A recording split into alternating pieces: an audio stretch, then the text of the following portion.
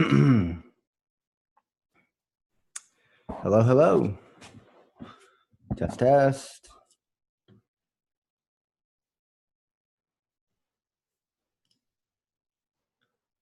Hello, hello, everybody. Hello. Let me know if y'all can hear me. Type over in the chat if you can hear me.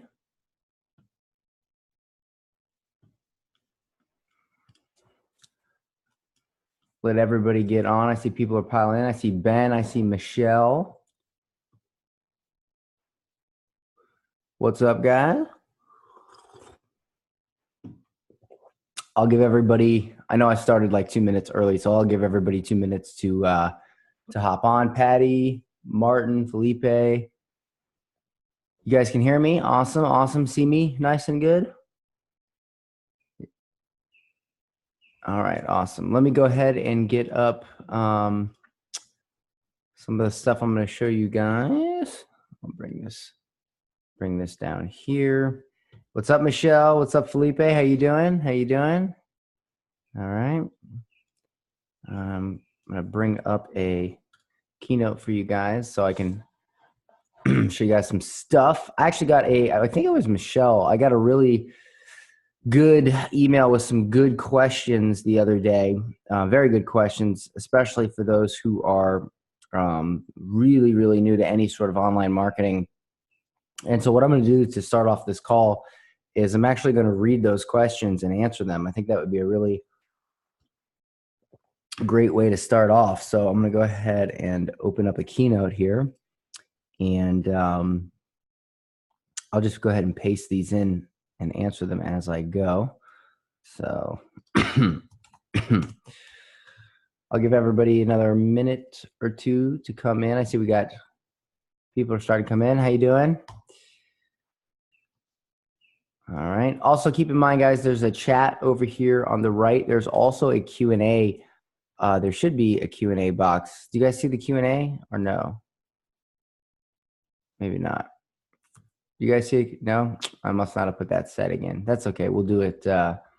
We'll just do it over the chat. So let's see here. I'm finding that email.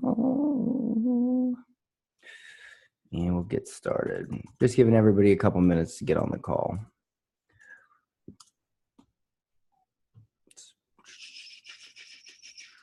All right, here we go.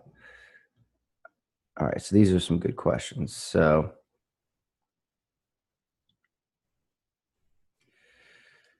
all right. Give you guys about another 30 seconds before we get started. Just want to make sure nobody misses out.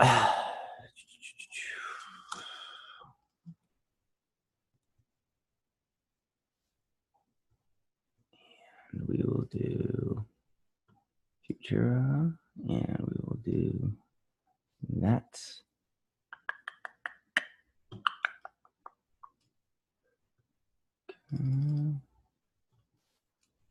All right, guys, we're about to get going here.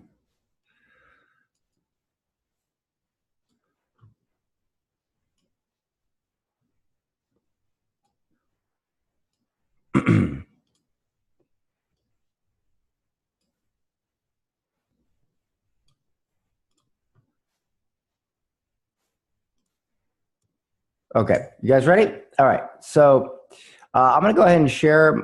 First, I'm going to start off because Michelle had some really good questions. So what I'm going to do is I'm going to, by the way, everybody just say hi in the chat. Let me know where you're tuning in from. Now, the subject of this call is the no more overwhelm call. So what I'm going to do is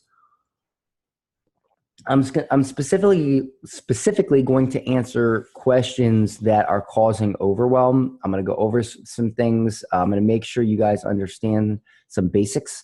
I'm also going to talk to you a little bit about the future of how we do things and how it's going to be much simpler once Lead Owl is launched. And all we're really doing is waiting on Facebook to approve our integration, and then the world will change and it'll be way easier for you guys to do this stuff. It's already pretty easy compared to, like, you know, working at a trucking job for 40 years, but we're going to make it even easier for you. So we're going to start with some questions. Some of these are basic questions. Some of these are strategic, but we will go ahead and get through them. So I see Texas, Denver, Patriots County, Brazil. Awesome. Okay, cool. So I'm going to share my screen, and we're going to start with, all right, so here's one potential question. By the way, can you guys all see my screen and everything? Let me know in the chat. And what I'll do here is,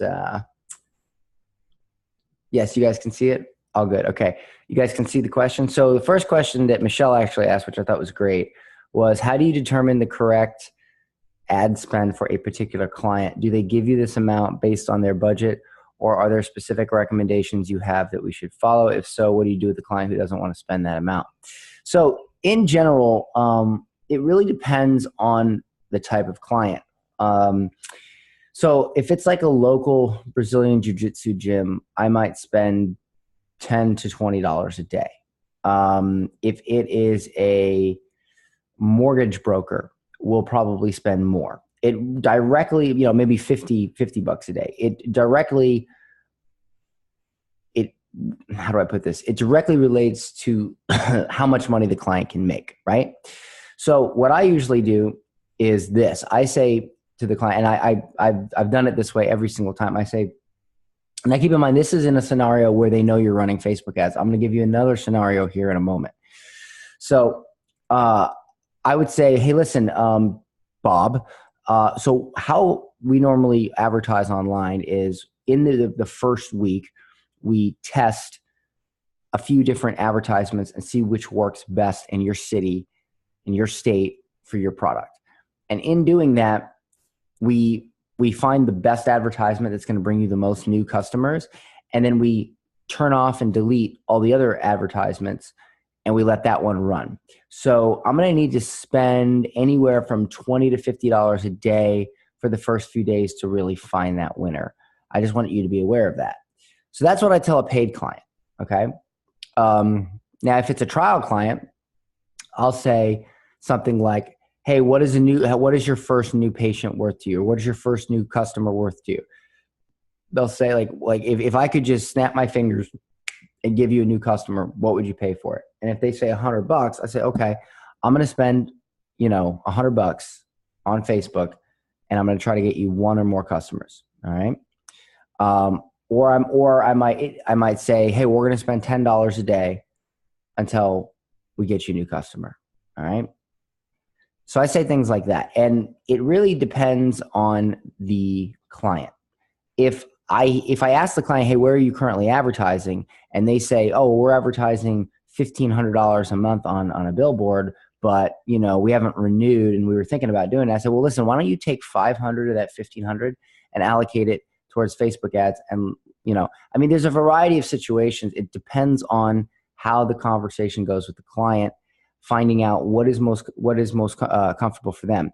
However, if you say to them, I'm going to run 10 or 20 bucks a day, and they're like really freaked out about it, that tells me they don't have a serious business. And, how are you going to do, how are they going to afford to pay you? How are they going to, how do they have a successful business if they're sweating $10 a day? That's a potential red flag right there. Now, if it's a smaller business like a local BJJ gym, I spend about 10 to 20 bucks a day because, they're not going to make $1 million. It's a freaking martial arts studio. You know what I'm saying? So that it wouldn't make sense to spend $100 a day for them. As far as what to do when a client doesn't want you to spend that amount. So all of this, and this is a big key, all of this should be taken care of prior to you actually doing anything, right? Like this is a conversation that happens before you decide to take them on. Okay. One mistake I think a lot of people make is they take on a client, but they don't agree on terms. And then the terms get negotiated once they're already a client, and that just muddies the waters and slows everything down. Has anybody here done that? Has anybody here signed on a client and not agreed on terms, and then the negotiation happens after you're already in a business relationship, and it just makes things, weird? Because I've seen that a lot. So let me know in the chat. And is everybody understanding this? Yes. So yes. Is everybody understanding what I'm saying here, or are you? Because it's so there's no like formula, right? Like it depends on the client and what they're comfortable with. Now there's a second scenario. Now I've done this with realtors, right? When I'm running ads for realtors, I don't even, half the time I don't even tell them that I'm running Facebook ads. I just say, you're going to spend this, I'm going to get you this. So what I do for that is I have my own Facebook page that says like Tampa Real Estate. I run my own ads, and when they come in, I just send them to that particular realtor. And I say, for this much money a month, you're going to get a bunch of leads, right? And we're going to get you as many leads as we can for this much money per month. And I know you're going to be happy. But I always say this, so let's say the guy's name is Dave and he's a realtor. I'll say like something like, and by the way, this is up here, you know what, just so I can give you a little bit of a context here. I'm going to show you really quickly. This is a realtor I actually did this for, right? This is an actual, like what I'm about to tell you, I actually did this for this realtor, okay? So this is not based on theory. This is based on an actual event. And I've done this several times. Yes, and so this is a situation where, right, Felipe, some situations require you to have your own page. So I'm going to go and I'm going to find this this video here. So this realtor had given me a testimonial, and I'll tell you how I learned how to do this. You see, when you get a campaign going, a lot of times you'll get so many freaking leads that your one realtor can't handle them all, right? And that's what happened with this guy. Okay, that's what happened with this guy. And so the issue is we want to be able to make more money from our marketing efforts. So for instance, if you have 100 leads a week coming in real estate, and your realtor is totally happy with 50 a week, and that's all he can handle, then why not sell to two realtors? You know, why not double your money? Because that one realtor is not going to be able to handle the shit anyway. Okay. So I'm trying to find this testimonial. Maybe it's on YouTube. Dan Henry.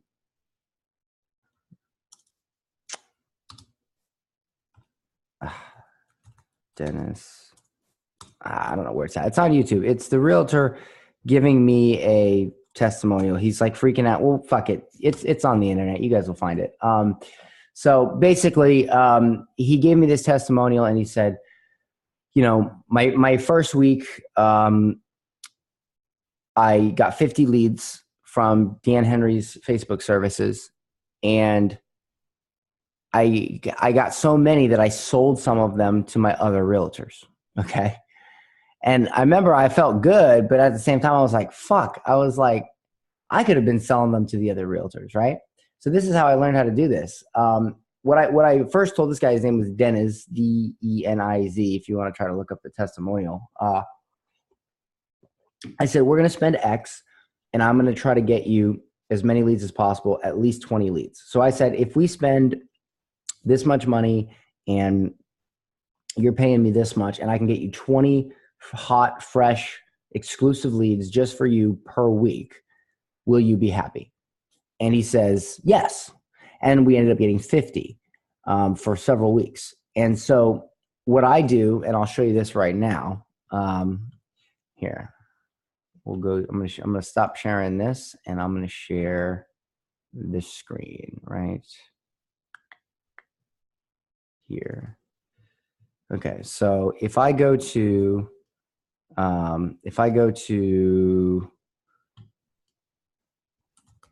Tampa Bay Homes for Sale, and I click on this, this is my page, right? And this is one of the ads I ran.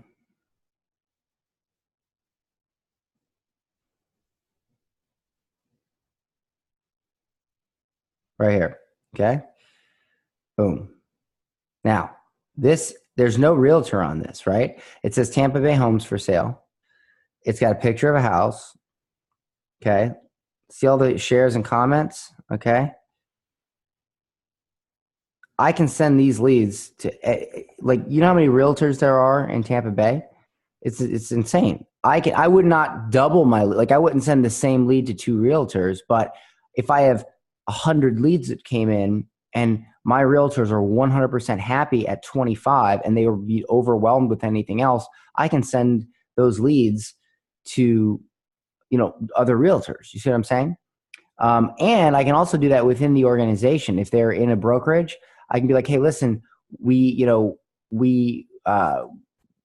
promised you 20, we got you 50, we can get more, but we would like to know, can we run these for other people in your organization, right?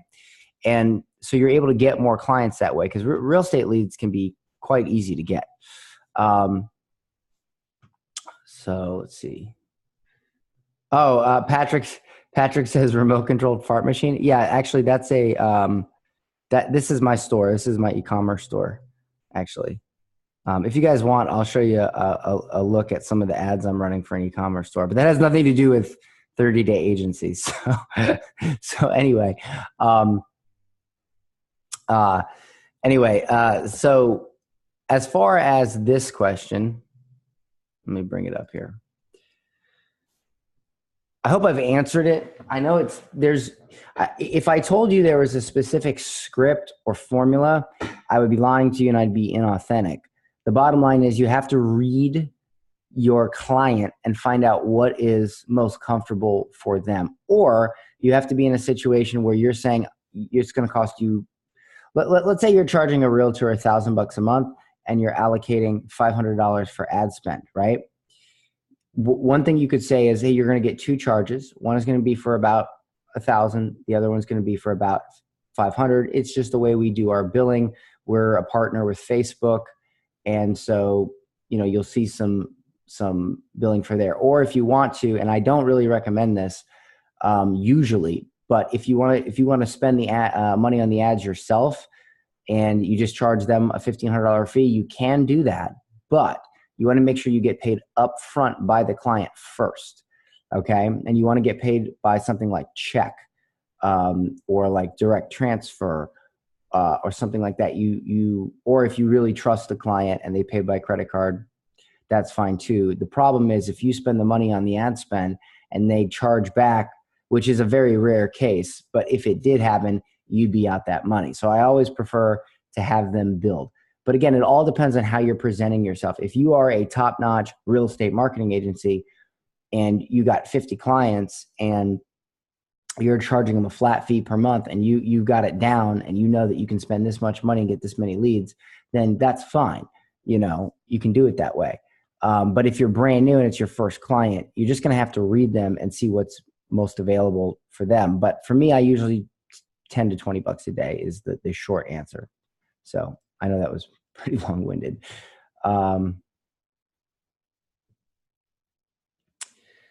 Oh yeah, everybody switch your chat to all panelists and attendees so everybody can see the question. That's right. I don't know why Zoom does that, but yeah. Okay, is Michelle still on here? Did that answer your question? Awesome, Patty, great. Okay. Yeah, I wish I could give you a more concise answer on it, but every client is a little bit different in that, but most of the time, $10 to $20 a day. And, you know, you can, I mean, again, it depends. Like if your client is getting results, you know, and they're getting leads, then they should want you to spend more money, right?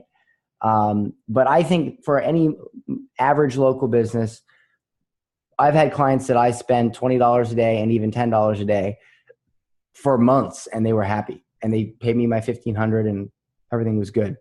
But if you have somebody that's like they want to, you know, they got like 8 realtors at their office, and you know they want as many leads as possible, obviously it's going to be more than $20 a day.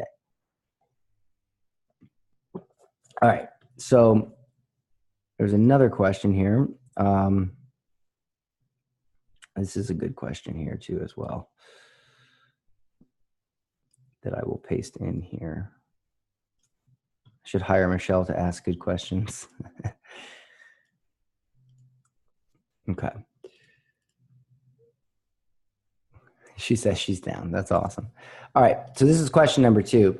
I've heard you reference Instagram and Google ads, as well as making sure we are not referring to ourselves as Facebook ad specialists, but rather a digital marketing agency. Well, I didn't quite say that. Do the skills we are learning transfer over to other platforms? If not, we provide trainings for those platforms. So I don't prefer to call it a digital marketing agency.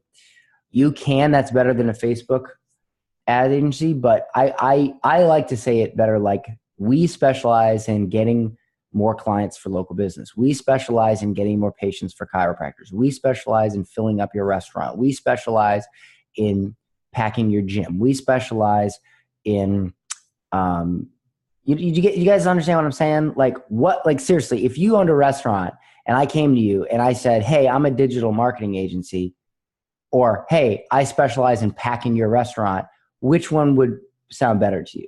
See what I'm saying? Right. Be specific. Another thing is, I don't currently teach Google ads because with Google ads, there is a ceiling, a limit. Now, Google ads aren't that difficult if you're doing like basic stuff. I teach Instagram and Facebook. Okay. I am thinking of having somebody come in as a guest and teaching a segment on Google ads to add to so you can add to your agency as your repertoire. As well, I have a friend of mine, I don't know if you guys would be interested in this, but he does online reputation management, and he teaches people how to do online reputation management, another thing you could add to your service offering. And I thought about having him come in and give a guest lesson. But I will tell you this. At the height of my agency, when I just got started without being a super marketing expert, we were doing about $15,000 a month with local business specifically. Now I do more. I do the clients now that I always tell you guys never to get, like the coaches and the webinars. That's what I do now. So it's a different pricing structure. But when I was only doing local businesses, I was up to about $15,000 a month. And I only ever did Facebook ads. I didn't even do Instagram ads. I just did Facebook ads. So, as far as different platforms, you're going to learn Facebook and Instagram in this course. I'm not promising I'm going to teach Google or LinkedIn or any of that, because it's just more shiny objects to distract you. Like, it's better to stick to one thing. But I may have a Google Ads guest lesson come in, and if you guys have interest in that, I'll have somebody come in and do that. But I still think, shiny object syndrome is one of the worst things for entrepreneurs. It's affected me many times in my life. Even today, it happens sometimes. So sticking to one thing is the fastest way to success, for sure. Okay, so does that answer that question? If anybody is unclear on that question, I'd love to, and I'm going to answer these questions, then I'm going to get into some dashboard stuff. Is there a difference between what we do for Facebook versus Instagram? A slight difference. Yes, a slight difference, which I'm actually going to be adding a lesson to the course. Actually, after this call, I'm going to be recording a bunch of lessons. I have some lessons to record for 30-Day Agency and also for another product I have called Amazon Exit Blueprint. It's like ads for Shopify type of thing. One of the things that's holding me up on adding some of the new content to 30-Day Agency is we're waiting for Facebook to approve Lead Owl's integration. And as soon as it does, I'm going to be able to show you guys some amazing stuff that'll make all of this so much easier. So I'm like, come on, Facebook. And the second they're done, I can add those lessons to the course. So that's going to be amazing. Okay, so, but to answer your questions, there are some slight differences. Like if you're doing a video, it has to be 60 seconds or less. It should be square, things like that. But it's 90% the same. So let's see. No. It's in short, Michelle, your ad has to be 60 seconds or less, square video or an image that's, again, square. That's really the only difference. But I'll do a lesson where I literally walk you through it. Any hints on lead out pricing? It'll be good for what you get. It'll be real good. You're going to love it. I don't want to say it now, because then if it changes at some point, people will watch this call and they'll be like, what about that pricing? Okay, so guys, I'm going to answer these questions real quick. I'm going to finish these out, and then I'm going to go through your questions in the chat. Okay, so because I want to copy and paste them. So let me just bust through these real quick because these are some good questions. Okay. So it's clear you are not a fan of cold calling. Got that message loud and clear, and that's a relief. But what if you know a potential client personally? For example, I go to a chiropractor off and on, and I know at least. Okay, so first of all, that's not a cold call, right? A cold means you don't know them; they've never met you. So if you know a chiropractor or you go to your chiropractor, that's not cold. So, delete that from your minds right there. And then it says, is it appropriate to try and reach out to people who you have personal relationships with and see if they are interested in being a client? So I'm not the one to ask what is and what is not appropriate, because I have lived my whole life by the mantra that it's better to ask for forgiveness than for permission. So I don't think anything's inappropriate, hardly at all. But for what your question is on this specifically, of course it's appropriate. That's some of the best places to get clients right away is friends and family. The quality of those clients may not be that good because your personal relationship may interfere with it. However, the thing you must understand is your first client. First of all, if you guys don't get paid for your first client, it is 100% okay. It is 100% okay, because all you really need out of that first client is a case study. Okay. If that first client is a dick, is your family, is cheap, has a drug problem, doesn't matter. All you need is the case study, which is why you need to screenshot everything. You need to screenshot leads coming in. You need to black out the phone numbers. You need to screenshot text messages, emails. If you reach out to your first client or any client and you say, hey, how many sales did you make this week? Do not call them on the phone. Text them or email them. That way, when they respond and they say, I got 5 sales off your ads, you screenshot it and you put it in your case study, okay? Or you put it in your case study video. The fact, whether or not you get paid by your first company, your first client is irrelevant. You don't need to get paid by your first client. You need a case study, because that case study is what is going to get you your second, your third, your fourth, and your fifth client without having to work for free, okay? I'm going to answer everybody's questions, but if everybody can just say aye in the chat, or just say yes, and let me know that you fully understand that and you accept it. Not just understand it, but you have to accept it and you have to be okay with it. Okay? Yes? Okay, fantastic. All right, great. I see way too many people freaking out about their first client not paying them, and I'm like, what are you talking about? Take your case study and go get more clients. Stop complaining, you know? Okay. So this is the next question. This is going to be a short one, but does the client have to have their own Facebook business page in order for you to run ads for them? Yes and no. If it's like a gym or a chiropractor, yes, because, the only way you could do it without them having a page is if you did like local gym deals. Hey, get a month free at this local gym. We're not going to tell you what it is. That's not so good. The only things that works for are mortgage leads, real estate leads, maybe even restaurant leads. But I mean, not even really. Like you really want to brand that. But there are certain things in life people don't really give a shit about branding, and that's realtors, mortgage loans, things like that. If it's realtors or mortgage loans, we can run our own page, and they don't need a page. In fact, it's better if you don't use their page. But if it's a local business that has like more branding behind it, like a restaurant, right? Oh, check out this unique restaurant, and you get, like for instance, my local BJJ gym, I can't really do, hey, download this mystery BJJ deal. So for my local Brazilian Jiu-Jitsu gym, one of the things that brings them a lot of clients is they see ads, they comment on the ads, and the owner responds back. So in that case, yes, you do. So I would say, to answer your question, yes, they do, unless it's a realtor or a mortgage broker. and then you don't need it. The real estate world is a lot different than the rest of the world. I'm trying to think of another one besides real estate where you could use your own page, and I'm sure there are. It's not off the top of my head thinking about it yet. If it's so, I'll give you an example.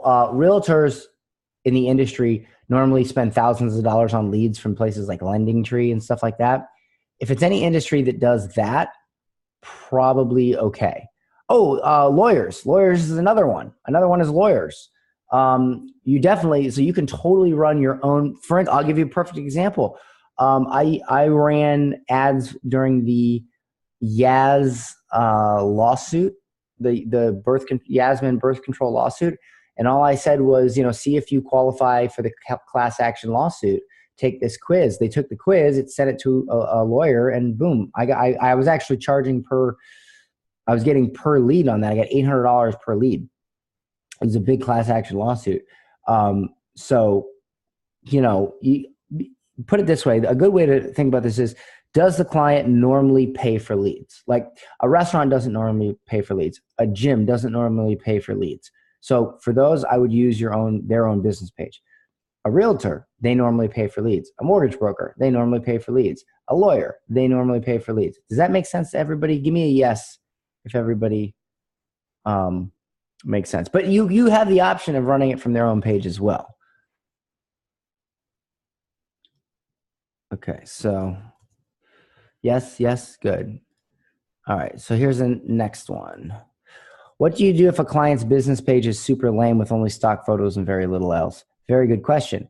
So in many cases, you'll just need to go to the client's, you just go to the client's page and find them. And in the Cairo walkthrough video that I did, I showed you how to do that. However, that particular video was filmed some time ago, and there's an easier way to do it now, which I will show you really quickly. And this is just awesome. So I'm going to go into, I'm going to show you this real quick. You guys are going to love this. I showed this in the other video as well, but I'm going to show it to you real quick because you got to see it, right? Okay, so this ad right here, if I hit clear videos, let's say I just go to image. If I hit, by the way, can you guys see the ads manager that I'm showing you here, by the way? Let me know. Yes, you guys can. Can you see the ads manager? Yes. Let me know. Let me know. Okay, good. So if I hit change image right here, this is amazing. See where it says page images? I can click that and it scrapes all the images from the client's page. Okay, including, you can also do that for videos as well. So you no longer have to go to the client's page and download them yourself and upload them. You can just click this button right in the, like once you're connected to their their page, you can just go right here and boom, it's all there. So I think that's like super amazing. It's a new feature from Facebook. I think it's freaking awesome because it saves us a lot of the time. Now, the question was, what happens if they don't have that? So I try to ask my client as little as possible, but if it comes to that, which would be this situation, I'll then ask them to take some photos or some videos of them in practice. For instance, let's say they're a chiropractor. I might say like, hey, can you guys take a video of the doctor cracking some backs, or somebody enjoying a hydro massage table or something like that. And, at that point, get those assets. However, I will say this, if you are dealing with a serious business, likely they will have it. It would be very rare that I would see a flourishing business not have images on their Facebook page.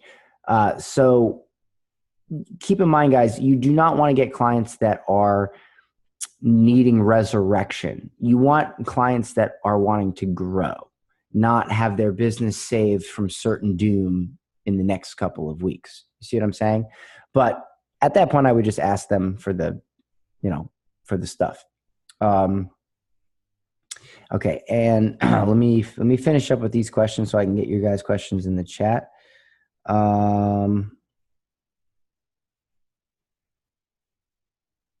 See here.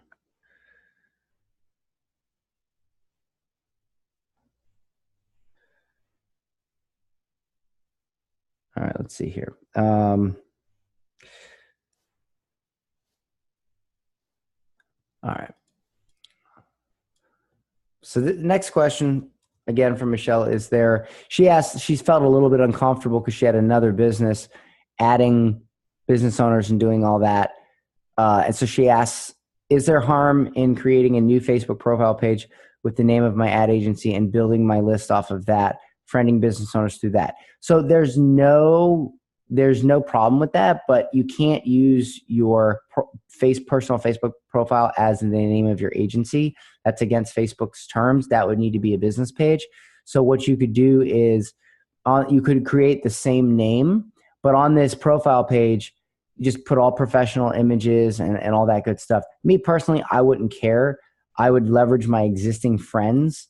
And I mean, again, if somebody's like, oh, why are they doing a digital agency? They also have this other business. I'd be like, hey, we have a side gig.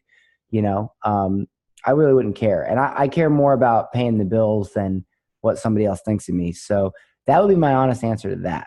And then, oh, this is a good question.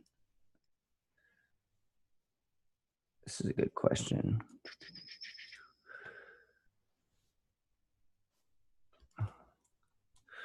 Who comes up with the offer for the ad? Do you make suggestions or do you go with whatever your client wants? Are there certain offers that work better for certain industries? Okay, guys, I want you all to pay attention to this very carefully. Tell your client as little as possible, okay? Don't let your client interfere. So if we're doing a coupon deal, right, we want to get our client to agree to whatever they need to facilitate on their end. But past that, we don't give them any information. Because the biggest thing a client will do is throw a wrench in the mix and fuck up their own campaign. So if you say we're going to do a free drink with dinner for your restaurant, and they say, well, I'd rather do a free muffin. You're going to want to say, well, listen, I'm in a group of over 2,300 advertisers that we all strategize every day on how to effectively run these ads. And this particular setup has been working for a long time, and it's a proven battle-tested offer. This is what we need to do, and I'm not going to do it your way. Like I would tell my clients, I'm not like you. Like you guys got to understand, your entire relationship with your client is based on how it is when you obtain them as a client. So with my clients, I make it very clear. I say, I am the advertiser. I make the decisions here. This is how I do it. I'm going to get you more customers, period. But we have set offers that we run that are proven offers, and we don't really take suggestions on those. We'd like you to work with us on this and facilitate this and fulfill on it, but we're not looking for ideas. We know what works. This is what we're doing. And I'm very stern with my clients. And I've had a few times a client say, well, I'll give you a perfect example. One time I was running a ad for a chiropractor, and he was making tons of money, and he had moved locations. And the ad that was performing the best had a picture of the outside of his building. And he says, well, Dan, you need to change that ad. And I said, why do I need to change that ad? And he says, well, it's a picture of the outside of the building, the old building. And I said, but this ad's been running for weeks and it's working. He's like, yeah, but it's the old building. And I said, but people are still opting in, getting on the phone with your receptionist, coming in and paying you money, right? He's like, well, yeah. I'm like, then shut the fuck up. Like, who cares if it's a picture of a baboon's ass? It's making you money. Go crack some backs. Let me do my job. And he's like, oh, okay. All right. Now, I'm not telling you to express yourself the way I just did. I mean, this is us talking as advertisers. I made it a little bit nicer than that, but I was still pretty stern. And if that's not your style, that's fine. You can say something else like, well, listen, we have a converting offer, and if we turn that offer off, it may be, you may lose a lot of money. Sometimes pictures and images and videos just catch with people. I would highly recommend we don't turn that off. And, I need to get you as many results as possible. So I can't turn that off for you. It's getting you results. It's making you money. We have to leave that on, right? You can be nicer about it. Most of my clients that I dealt with were aggressive males. So, because I attracted that. So that's just how we spoke to each other. Obviously, if you got to read your client, but essentially, I try to not let the client interfere with the ad because they will screw it up, okay? And they'll blame you. So as far as what offer do you pick, you want to go in, you want to look at the offer cheat sheet from the course. You want to, you want to look at, again, there's event, there's resource, and there is discount. And those are the three main ones. Has everybody watched that lesson yet? The difference between the three offers? Has everybody watched that? You guys understand the difference between event, resource, and discount, right? Those are the top three. Does everybody understand that? Okay. So that's how you come up with it, right? Now, here's another thing. One of the first things I ask a new client is this. I say, hey, how do you get customers now? Right? And they'll say, well, we do this thing. And I say, okay, well, who, you walk me through that, right? And a lot of times that will give you insight to what offer to choose. I'll give you an example. Hey, John, the restaurant owner, or hey, Bob, the whoever, how do you get leads now? Well, we get leads from Groupon, but they're bad leads because people are just looking for a deal. Okay, well, what's the offer? Well, we give away this for 50% off. Okay, cool. So what I'll do is I'll take whatever that offer is on Groupon, and I'll pretty much do the same offer on Facebook. And I'll explain to the client. I'll say, hey, client, do you know why you're getting customers from this Groupon ad, but they're poor customers? And he says, well, why? I said, well, number one, your offer works. It's a good offer to attract people. But the reason you're getting poor customers is because Groupon is a place where all of the people looking for a deal go. It's a search engine made for cheap people, for people that are looking for a deal, right? But it's still a good deal. So if we take that same deal and we put it on Facebook, and now we put it in front of just everyday people and not bargain hunters, now they're in the middle of their day. We target a higher quality of customer. They're in the middle of their day. They happen to see a good deal. They take the good deal because, hey, a good deal is a good deal. They weren't looking for a good deal in the first place. They weren't a bargain hunter in the first place. And so now you're not just getting penny pinchers and bargain hunters. You're getting people that are genuinely interested in your business, and they just saw a good deal. And that's just what got their foot in the door. And when I tell this to clients, a lot of times they're like, oh, but you have to explain this stuff, right? Because otherwise your client will just think you're doing something that's like Groupon, and they'll think it's not going to work.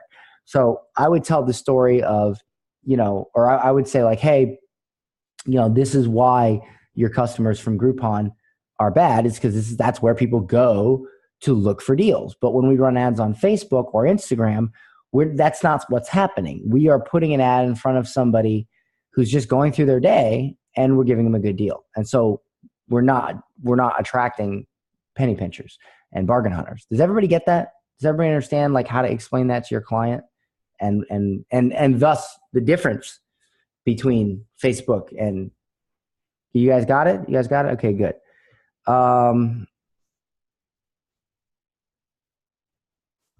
Okay. Okay, so here's what you do. How do you politely decline, reject working with someone who will not be an ideal client, like a life coach? Here's what you do. You say, hey, Mr. Life Coach, unfortunately, I only work with specific types of businesses like gyms, chiropractors, doctors, lawyers. I don't work with life coaches. That's not my specialty. And then you say, however, if you'd like to learn how to do it for yourself, you can check out Dan Henry's course. And then you refer him to me. No, you just say that, you just say that you don't work with their, it's not them, it's just their industry. You just don't work with their industry. That's all you have to do. I don't see there a need to be polite or not polite. You just say you don't work with their industry. I mean, that's it, Okay, so with that said, now I'm going to take some questions. Yeah, or you could refer it to some other poor soul that will take on any client and get a referral fee. That's true. So did I make the mistake to take an events planner and a Reiki massage person? Ooh, okay, good question. So the Reiki massage person, maybe on that, just because that's really weird hippie shit. It depends. Does the Reiki massage person regularly see clients? Do they have an existing brick and mortar location where clients regularly come in? And I'll put this question up here, actually. So did I make a mistake to take an events planner and a Reiki massage person? Not brick and mortar, but she goes to doctor's offices and goes there to work for them. Well, then why would you run? I mean, if she subcontracts for other doctors, why would she? I don't know what integrated wellness is. I don't know what that means. That sounds like a made up term that somebody, she needs more clients. Who are her clients? Like who are her clients? And does she actually have clients?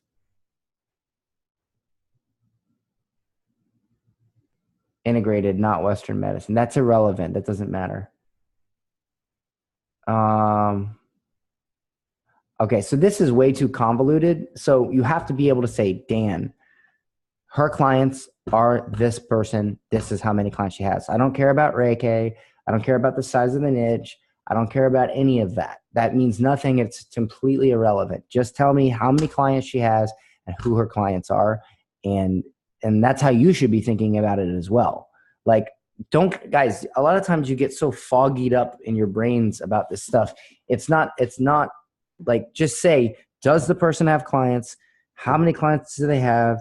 Who are their clients? And you can see a very crystal clear vision. You didn't know to ask. Well, then you definitely made a mistake, because I mean, that's one of the things you have to do before you take on a client. You have to find out who their clients are. How many clients do they have in existing business? How many clients do they see on a regular basis? You know what? I'll have somebody on my team create a list of questions to qualify a client for you guys. It's in some videos, but I'm going to make it a PDF so it's much easier for you guys. Yeah. And as far as events planner, again, the same question, how many clients does she have? Or you know what I'm saying? Like you don't want to take on someone who is starting a business or who has a failing business or who is not advertising. That was covered in the webinar. Okay. So, okay. So guys, I know you asked some questions above. Let's go ahead and repost those questions so that I can add them in. And then I'll make a note here.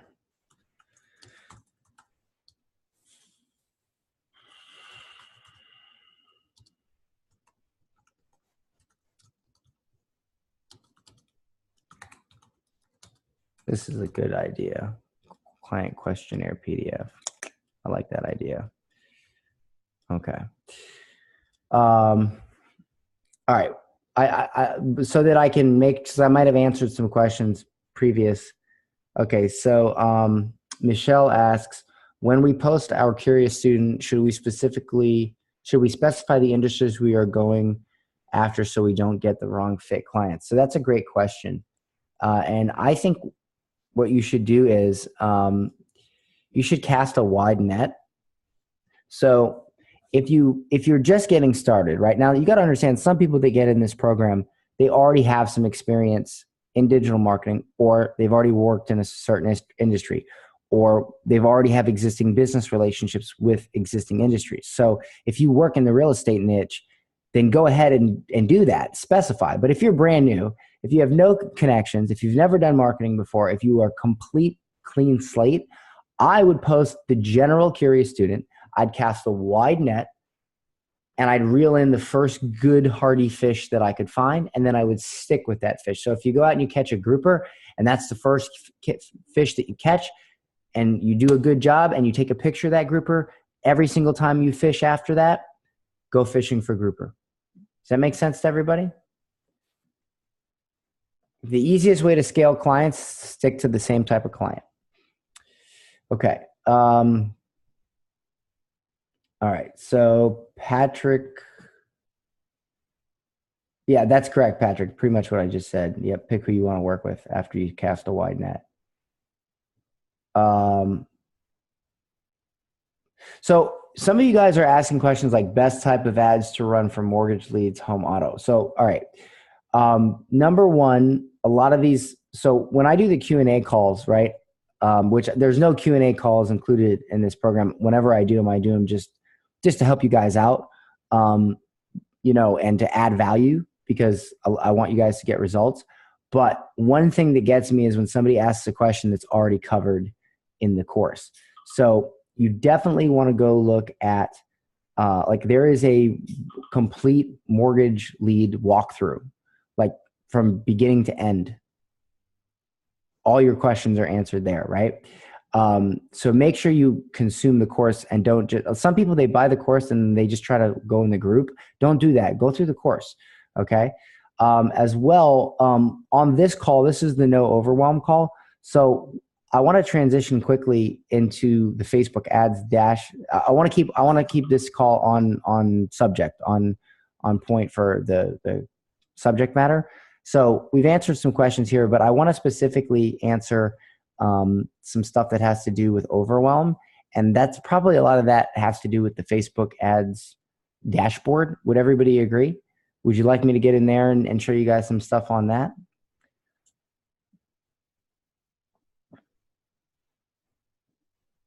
By the way, Michelle, yes, that's correct. If you get multiple good leads from Curious Student, you pick the best one for your free trial and tell the other prospects you are now charging. You could do multiple free trials if you want, but once you have a case, I should clarify, it's not that you only want to do a free trial once, it's that you only want to do a free trial prior to your first case study. That's a more clear way. Once you have a case study, no more free trials. I mean, you can do it if you want, but I don't think it's necessary.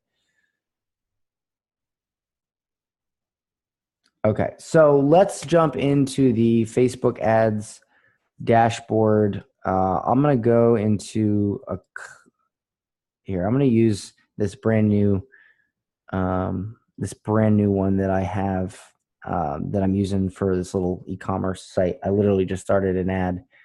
There's only like one ad on it. So I'm going to go ahead and share that.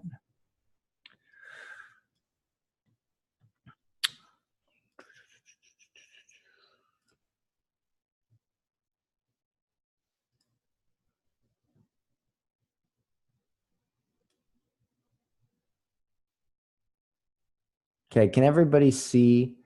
And what I'll do to make this a bit bigger is I'll stop my video so everybody can see this a little bit better. Okay, so can everybody see? Are the numbers big enough? Do you want me to make them bigger? Just let me know. You can see? Okay. So I cover a lot of this. Well, I cover all of this in the course. So what I'd like to do is, for those of you that are overwhelmed with the dashboard specifically, can you ask me some questions right now so I can kind of go into it and cover what you guys are really overwhelmed with? If you're an existing advertiser, please don't ask a question because I know you already know what you're doing. So if you're new and this seems overwhelming, ask the question because that's who this call is for. Okay, so what does impressions mean? I just released, I think the last video I added was to the new upgraded course, covered all of that. Like, oh, it's called What All the Buttons Do. But I'll go ahead and cover it real quick. So you got to look at reach and impressions. By the way, if you scroll, or if you hover over, it'll tell you what it is. So it says the number of times your ads were on screen.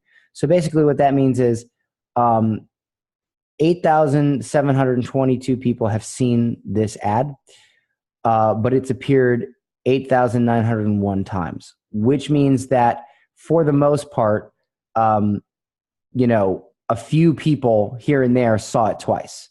And if you look at, if you click on the campaign and you look at frequency, which I think that, okay, yeah, if you click on delivery, that what I just said is backed up by the fact that there is a frequency of 1.02. So for the most part, everybody that has seen the ad has seen it roughly 1 times. If this said 4, that would mean they've roughly seen it 4 times, which means that your ad is sort of being regurgitated to the same people, and it may start to get towards exhausted. This ad right here is going to people, it's like got a very large audience, so it'll probably be a long time before that frequency score goes up. Okay. Ryan, no, I'm talking about the 30-day agency course. I know some of you on this call are from the old course, which you'll be getting access to the new course soon, which is much more newbie friendly. So, yeah. Patrick Carday says, with the power editor gone, audience is now specified in ad set, right? I'll be honest with you guys, this is the power editor. The power editor is gone, but what they basically did was make the power editor the ads manager. Like, this is not, I mean, this really looks exactly like the power editor. So technically, to me, they didn't get rid of the power editor. They got rid of the ads manager, and they just called it the ads manager, the power editor, the ads manager. To me, that's what happened. But anyway, you know, so, I mean, because it kind of has the same, I mean, you can still select multiple. To me, it's the same, you know, so anyway. When do you change the ad up based off frequency? So frequency is a good indicator, but really you change the ad up when you stop making money off of it, or you stop getting leads for a decent cost. Frequency just helps you kind of like a warning sign. It doesn't, you don't base it off of that. You just, I mean, I've had ads do amazing amounts of money, especially retargeting ads that have a frequency of 50. But I'm still making money, so I'm not turning that shit off, you know? It's just kind of a metric that can help you make that decision or kind of warn you. Let's see. Let's see here. Trying to add clients' ad accounts to my business manager, doing it right on their side, but doesn't show up in business manager. Do I need multiple business managers? That's a loaded question. The business managers can be quite confusing. If you go through our step-by-step in the course, in the new course, or in 30-day agency, on how to set that up, you should be fine. Sometimes people try to do things and they make one mistake and they just get lost in a sea of menus. So if you follow how to do it, our method, which is currently the easiest method, you should be fine. The problem is Facebook gives you too many ways to do the same thing, and so people get confused. So,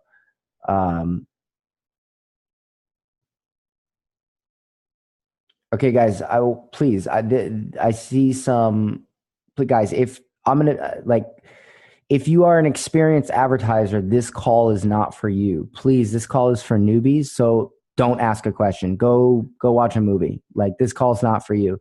This call is for people who are overwhelmed, who are new. So I'm trying to make space and time for them.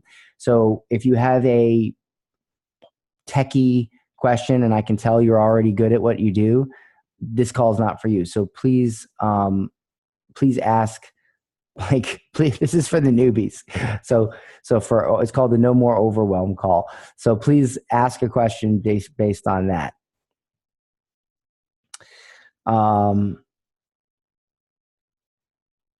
Keegan says, I have an ad set that is 20,000, but reach is only like 800. Frequency is getting up. So split test some, add some different ads in there. Okay. Because again, this is not a newbie question. Because obviously you have to, well, here's the ultimate question. Is the business getting leads? If the business is getting leads, who cares what the Facebook ads dashboard says? Who cares, right? I mean, what does it matter? So before you start worrying about what these numbers and buttons mean, do you have an issue with the client? Are they not getting leads? You know what I'm saying? Which is the best simple ad to run? Click links, impressions only, engagements. Okay, so you have to think about what the objective is of the of the actual ad, right? So if you're trying to get emails, you'd want to run either traffic or conversions. I like to do conversions, and then when you do conversions, you can you select custom conversions. Okay, so you make a custom conversion, you select custom conversions, you select the event, which I don't have any events set up, and you optimize for that. And then Facebook will send traffic until it can do conversions. Now, what conversions means is that Facebook is optimizing based on their data and the behavior of their users to optimize for that one thing. So for instance, if we create a conversion based on people that hit a thank you page, which means they gave us their email, then Facebook is basically saying, we're going to try to show our ad to people that are most likely to enter their email and hit that thank you page. If we choose traffic, we're saying we're going to try to optimize for people most likely to click. If we choose engagement, we're going to try to optimize the ad for the people most likely to comment. If we're going to choose video views, we're going to optimize for the people most likely to watch this. If we choose lead generation, we're going to optimize for people most likely to fill out a Facebook lead form. If we choose messages, we're going to optimize for people most likely to send the business page a message. So what happens here is you have to ask, how am I getting the client the lead? If I'm running a Facebook lead ad with Lead Owl, I obviously want to choose this. If I decide that the best way, like the client's always on his phone, he always is checking messages from the Facebook page, and I ask the client, what's the best way that you got clients right now? Oh, I comment on our Facebook page post, or, people ask us questions on our Facebook page. I message them directly. I get in, then I would hit messages. For instance, the one thing I'm crushing it right now with my local BJJ gyms is that parents always ask questions to like, hey, what time are the classes? What's the cost, right? So I ran a messenger ad just to show you here. Again, this is in the lessons, but I'll just give you an example. We found, after I talked to the owner of the gym, I found that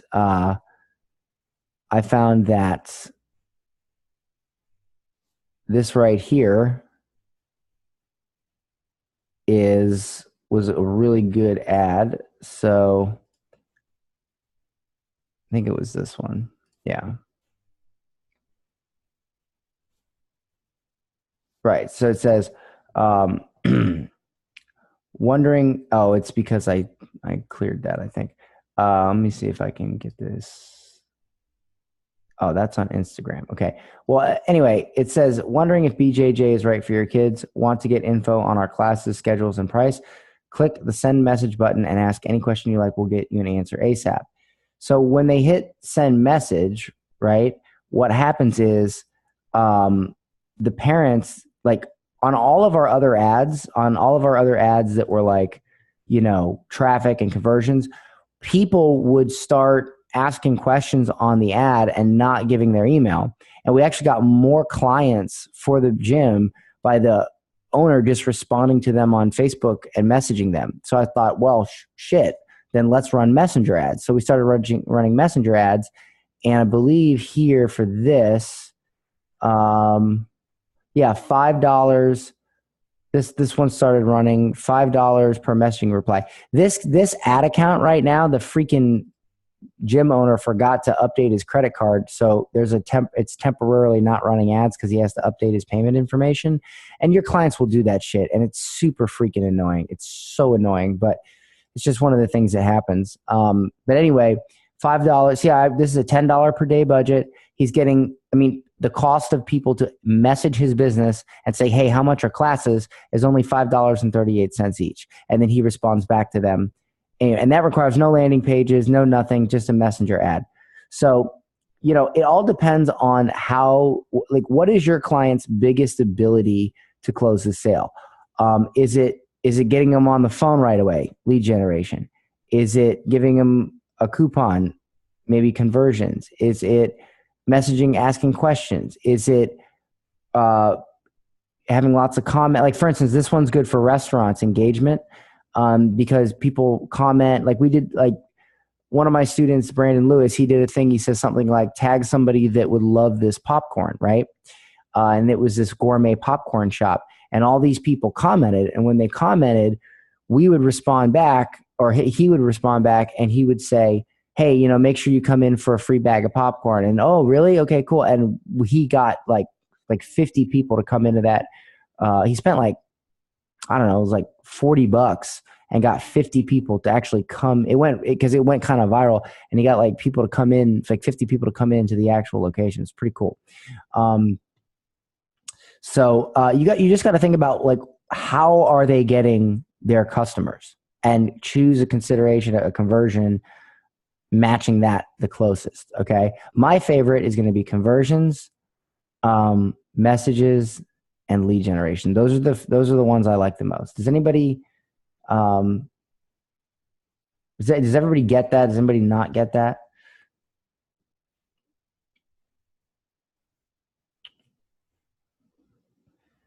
Should we choose automatic placements?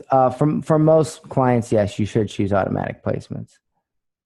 What's the difference between traffic and conversions? Traffic is clicking a link. Conversions is clicking a link and doing an action that actually creates a conversion event. So, and again, if I go through each one of these things in this call is going to be 3 hours long, but there is a lesson on how to create a custom conversion. Essentially, all you're doing is putting a little code on the thank you page of a 2-step page, so that when somebody hits that page, that means they enter their email and hit that page. Therefore, they converted. And if we optimize for that conversion event, that's what Facebook is doing. Okay.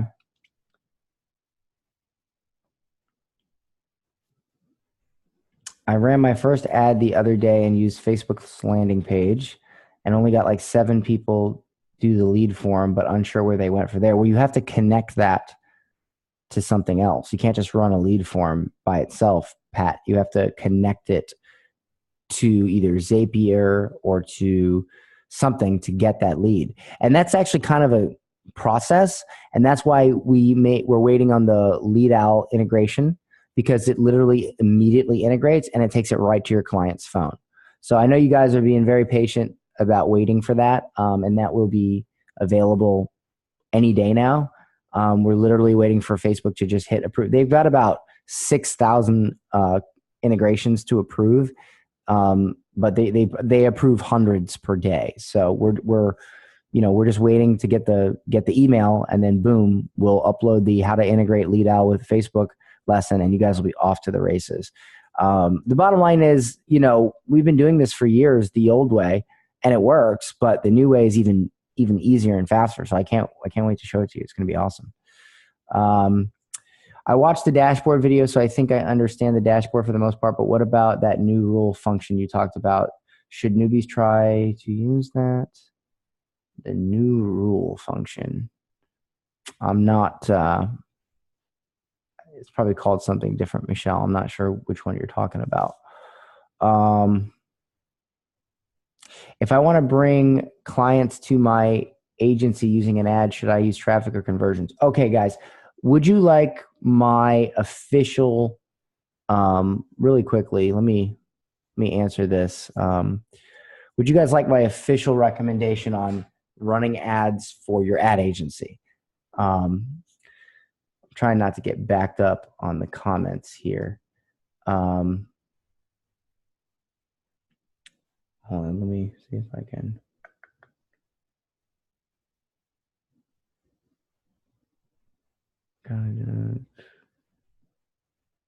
Will lead owl work in Ireland? No, we specifically decided to discriminate against the Irish and not have lead owl work in Ireland. Of course it'll work in Ireland. I'm Irish. Why would I do that?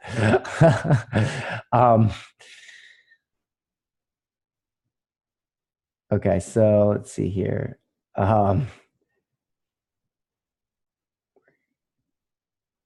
Oh, where you can create a rule and Facebook will send you an email if the rule is broken, like you didn't want to get. Yes, you can set that up. That's a good way to do it. That's a good way to do it. Did you watch the lesson on that, or let me actually write that down real quick. I apologize, guys. We're transitioning right now. We're in the middle of transitioning from our old platform, our old course that was on the old platform to the new platform. So just bear with us as we are making that transition this week, or it'll be done sometime next week. So bear with me. There may be a couple lessons that the video doesn't work or whatever. We're fixing all that. Yes, you can do lead generation with lead pages if you like. There was a question I was going to answer, and I freaking... Guys, no, we have not. Guys, oh, stay on topic for the call. You will not get new access to the course for the video until we're ready. All right, you just have to wait. The only people that got in are people that were on the John Lee Dumas launch. Okay. Okay. So Michelle asked yes, but it seems a little complicated, and I didn't know how important it was to use. You'll see that soon. Because they updated that, so I'm actually making a new video after this call to update it on how to use the rules. So let me just write that down to remind myself. Make a rule video for Facebook rules. Yeah. So anyway, there'll be a lesson on that. There probably is one in there, but it's one of the things I have to check today. Oh, you came in through the JLD launch. Yeah, anybody that came in through that launch, you'll automatically have access to the new course because we had to test and make sure that people could buy and get in. As for the people that are already in the old course and getting access to the new, that's a much more complicated process, and we don't want to screw it up. And so we're making some last minute tests, and then sometime next week, everybody will get an email with access. So just please be patient. Because if we make a mistake on transferring everybody over, it'll just make it even more complicated and it'll delay it even more. Oh, questions on bringing clients to your ad agency with ads. Okay, great. That's a great question. So here is my stance on that. If somebody said to you, you shouldn't play Little League Baseball because you wouldn't make it in the MLB. Would that just make no sense? Like, would that be the most ridiculous statement you've ever heard? Would everybody agree? So if somebody said to you, like, hey, listen, I noticed that you play Little League Baseball, but I also noticed that if you were to play in the MLB, you would get smashed. Therefore, you shouldn't play Little League either. Would that make any sense at all? Or would you be like, no, let me play Little League. Who cares? Of course I would get smashed in the MLB. Just let me play Little League. Like, does everybody agree, like, you should still be able to play Little League? I'm going somewhere with this, don't worry. Does everybody agree you should still be able to play Little League? Okay, great. Here's the deal.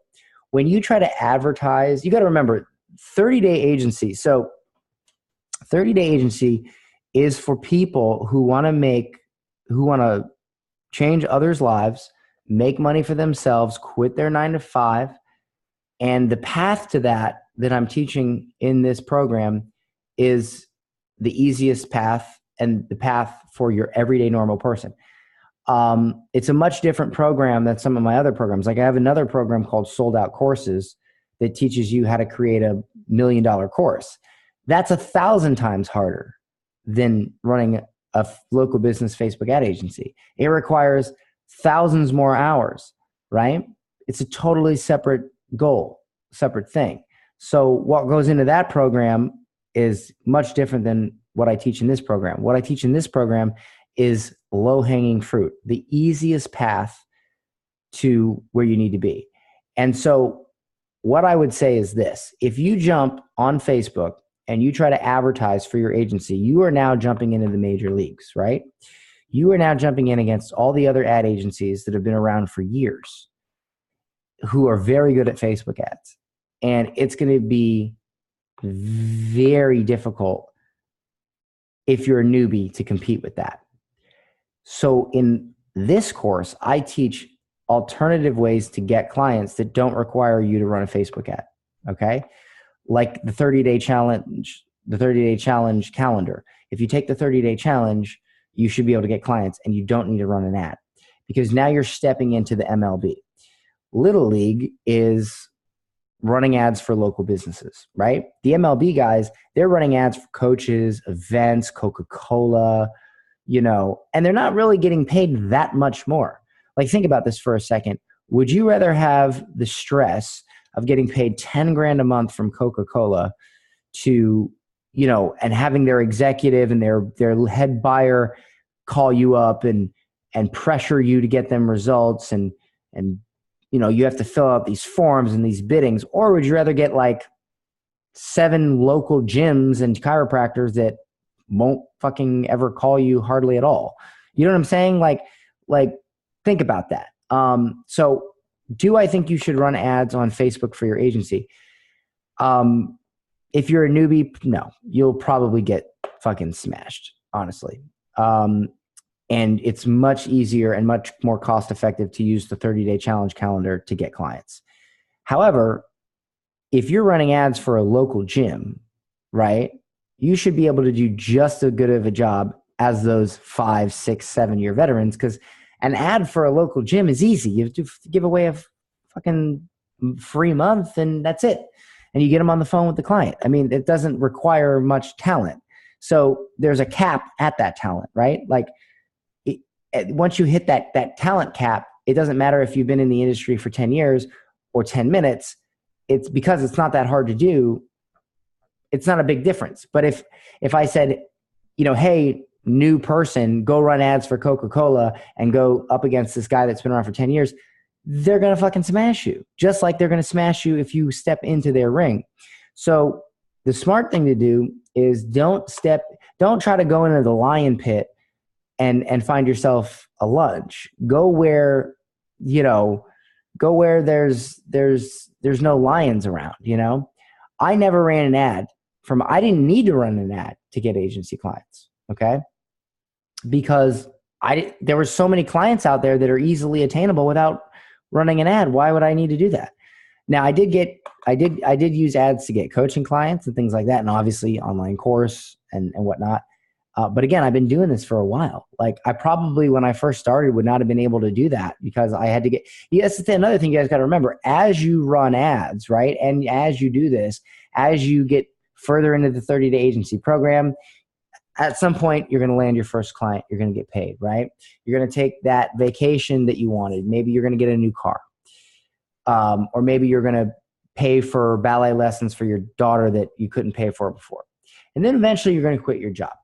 Okay. And you're going to go full time on this. And then you're going to keep going and you're going to maybe get, like I said, get a new car or whatever. And then eventually in this process, you're going to get really good at Facebook ad advertising and you're going to hone a skill, just like a boxer. Like, you teach a boxer how to jab and cross. In the beginning, they're like, but then eventually they hone the skill. So now time goes by, let's say you do have an idea for your own business. Now you are equipped with the skill to advertise for that business. Okay.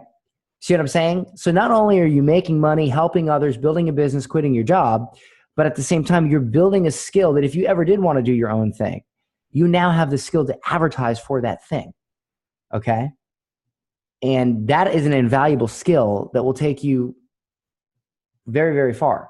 So does everybody understand, like, even if one day you want to sell your own product, your own coaching, your own e-commerce, whatever it is, doing this gives you the number one skill you need to be successful in that, and that is advertising. Does everybody, can I get a yes for that? Can everybody agree? And that's what happened to me. You know, that's what happened to me. I created a multi-million-dollar, we did $3 million last year because I learned how to advertise. I mean, you know what I'm saying? I went from 15 grand a month Facebook ad agency to $3 million education and coaching business because I learned how to advertise. How did you approach your very first clients, in person or through Facebook?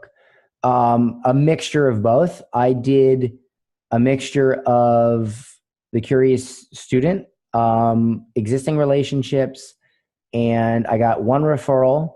And also a big part of it was doing stuff like the profile bait and posting in groups, and I'm making people come to me. Actually, I'm going to show you guys something. Give me 1 second. I'm going to show you guys something that I think is going to help you all very, very much. 1 second.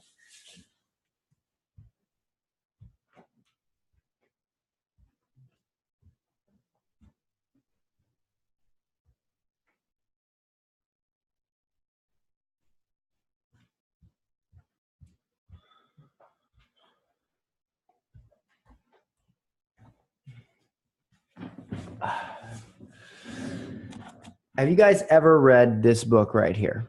The 48 Laws of Power. Has anybody ever read this book? Okay, this book will change your fucking life. Okay? This book is the playbook for how every military leader ever won a war, how every president ever got elected, how Napoleon, like, it is literally like how to rise to power. Okay. Now I know that some of you may not have those ambitions, and that's fine, but the stuff in this book can help you in everyday life. And one thing it can help you in is getting clients. So law number, and I think this will make you guys understand why I don't like cold calling. The author is Robert Greene. So,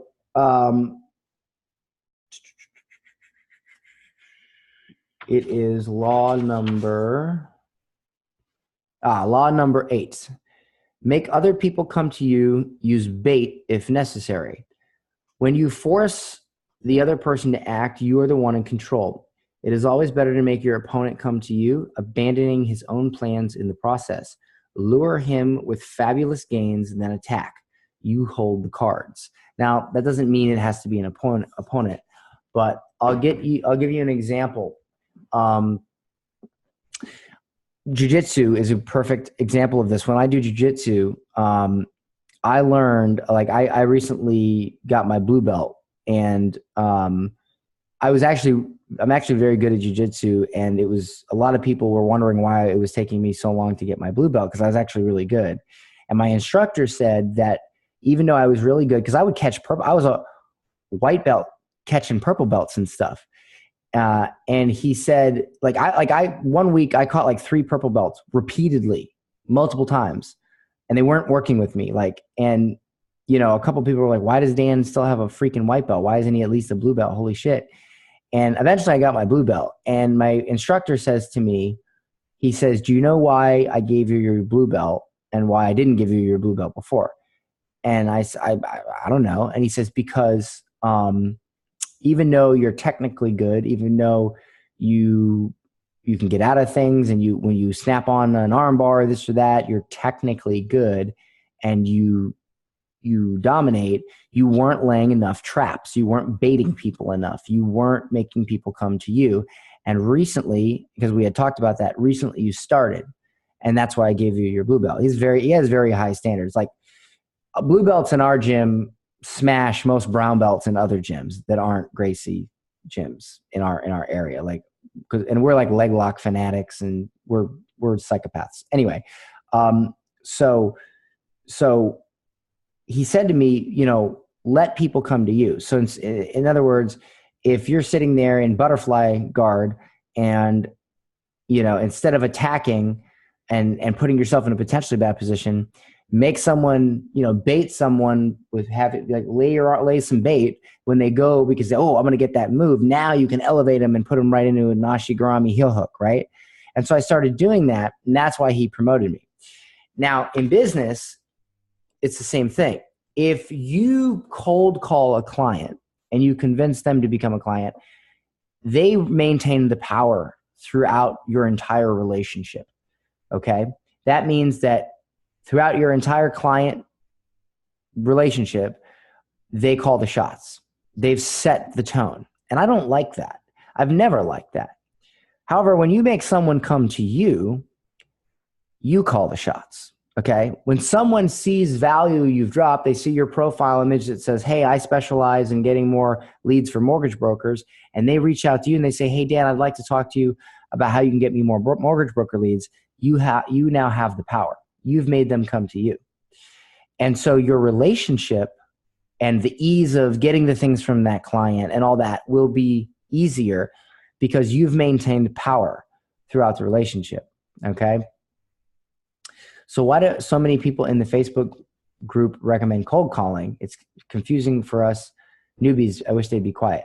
2 reasons. One, either they just like to spend money on shit, not listen to me.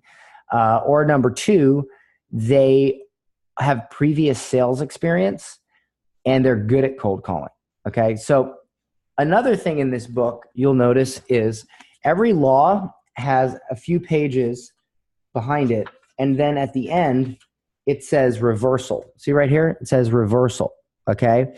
And what it does is it gives you an example of how this law can be reversed and still put to good use, or how in a situation where you would not want to use this law.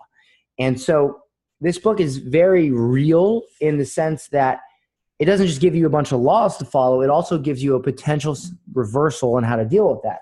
So I'll discuss that right now, the reversal. If you are a solid salesperson and you have the skill of cold calling where you can actually cold call and get results, then you'd want to use that existing skill. And sure, you know, you'll get clients and maybe they might be a little tougher to control, maybe. But if you're really good at cold calling, you're also probably really good at controlling the client anyway. So if you're have that in your arsenal, then by all means use it. But for most people, they hate sales, right?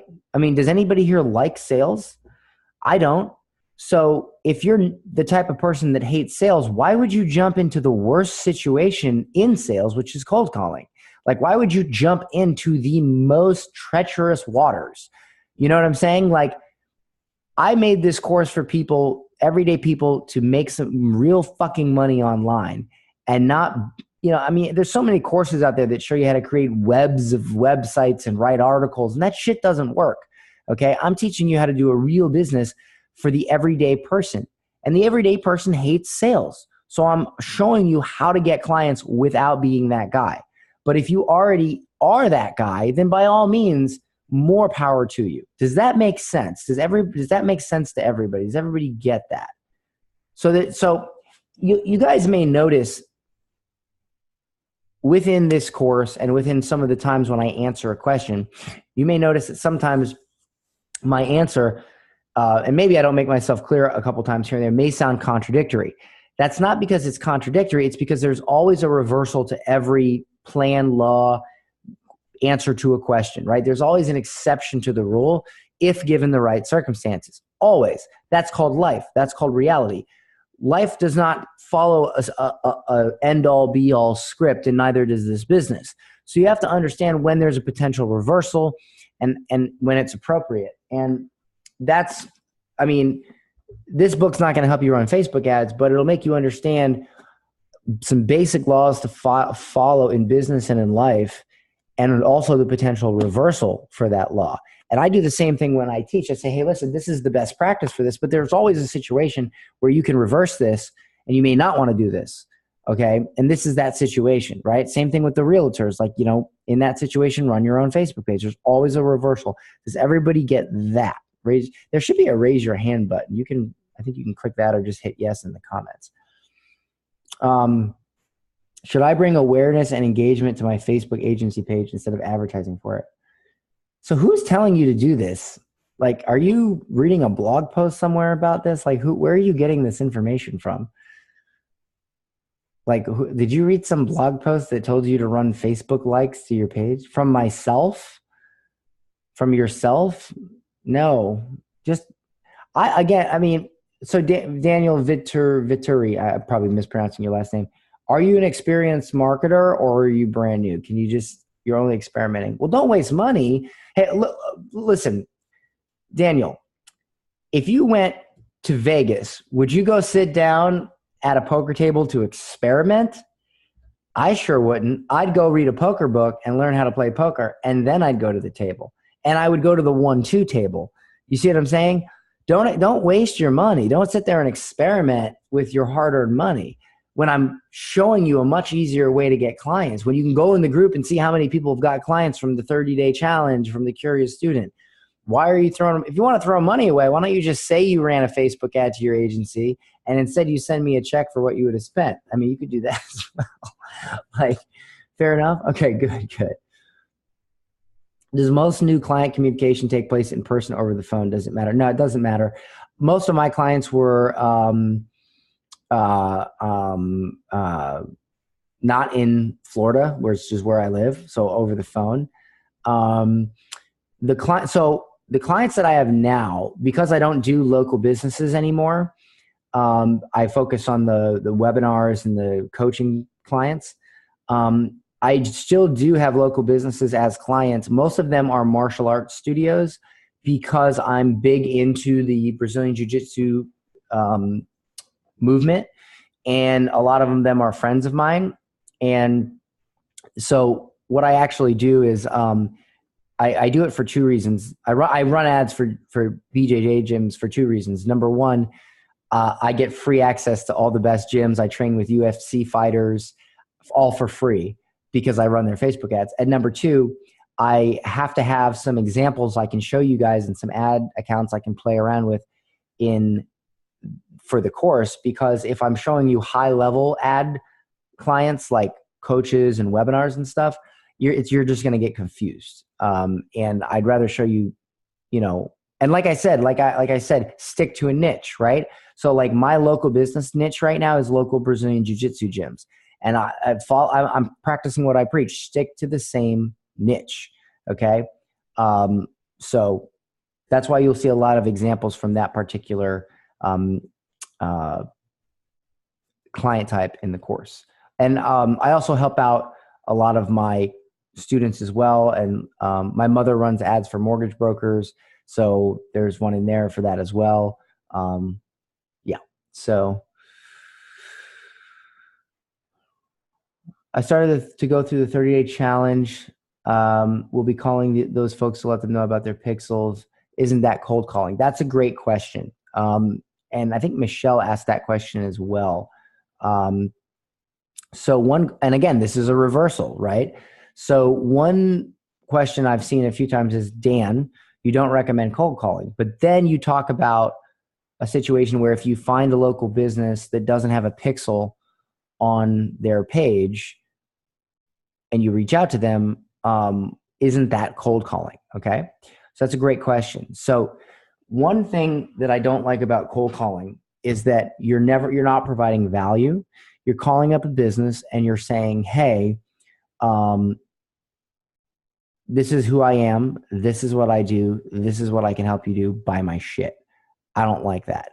However, if you provide upfront value, that's an exception to the rule. That's a reversal. And for me, one of the best ways is to let someone know about a problem with their website.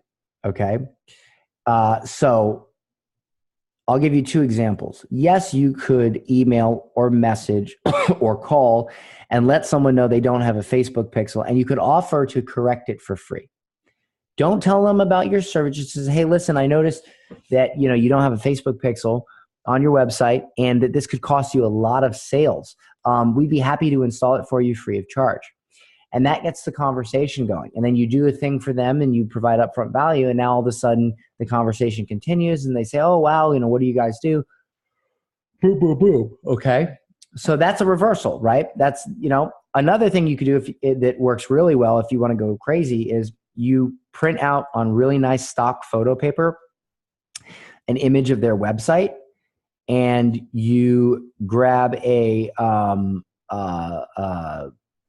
nice, maybe some chocolates or something, and you put together a little thing that says, we'll install your Facebook pixel for free, and you mail it to their office, right? Everybody, see, people don't generally answer the phone. You can't get through to the gatekeeper because there's receptionists in the way. People don't look at their mail. People certainly don't read email.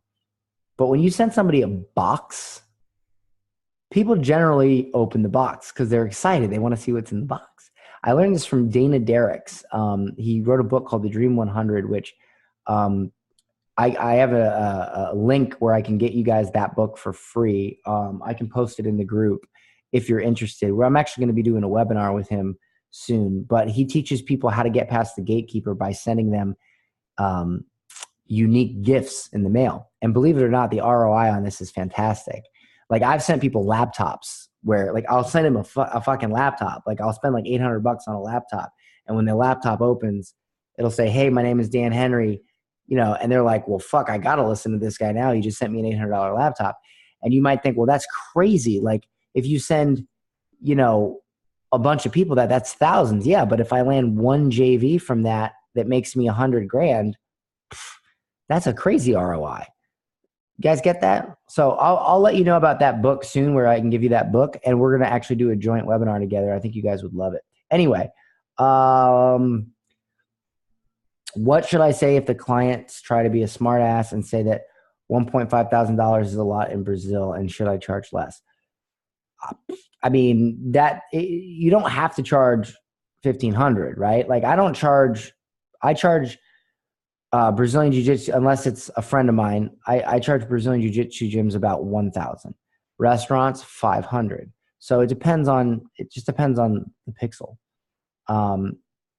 If they agree, who installs the pixel? Their web people, or do they expect us?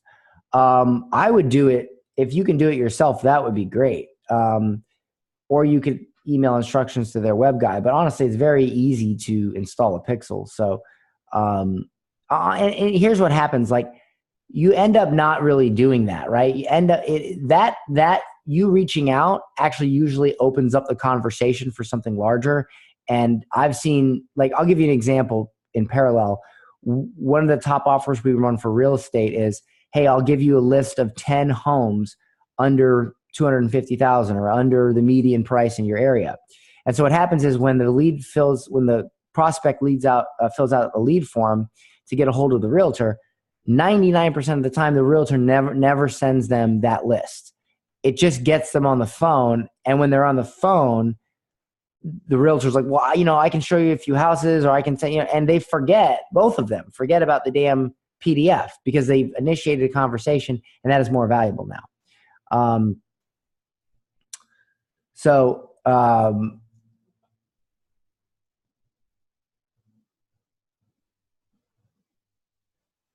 Thanks for your pixel training. Come to find out that I didn't have them installed on my own pages. That's funny. So let's see. Simon says, I'm not a newbie, but I found a way to generate leads for myself via a customer acquisition campaign. Here's the problem. How do I get them to pay on what is agreed on the phone within a day? Because it's all good solving their issue, but it takes them a few days to pay the money so I can start the work. What are you doing? I'd have to know more. Like, how are you generating the leads? What issue are you solving? I'd have to know more about that.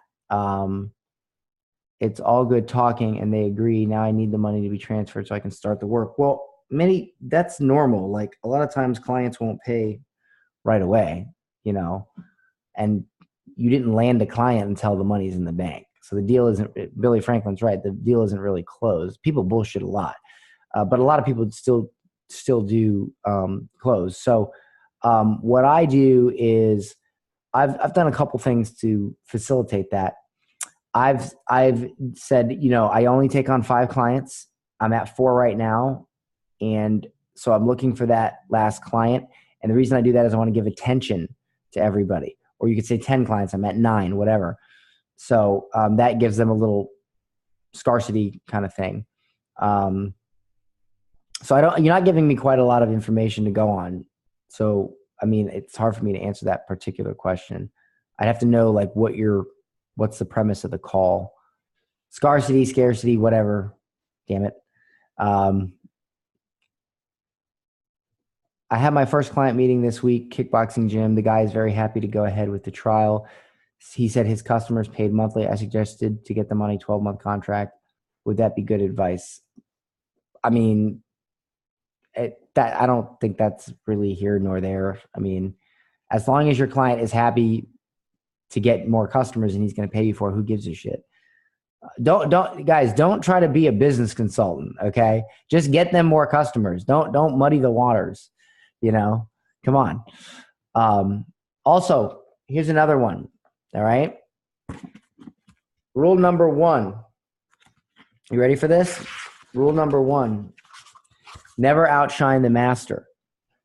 Always make those above you feel comfortably superior.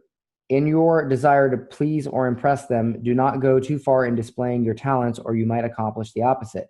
Inspire fear and insecurity. Make your masters appear more brilliant than they are, and you will attain great heights of power. So when you get a client, don't sit there and tell them how wrong their business is and why they need to change this and that. If anything, inflate their ego and use that to get them as a client and get them more customers. And if anything, make certain things their own idea. But if you get them as a client and you start telling them how wrong their business is, most of them, I mean, there are some customers that will respond to that, but most of them will become insecure and they won't hire you because you outshine the master. Does everybody get that? Does everybody understand that?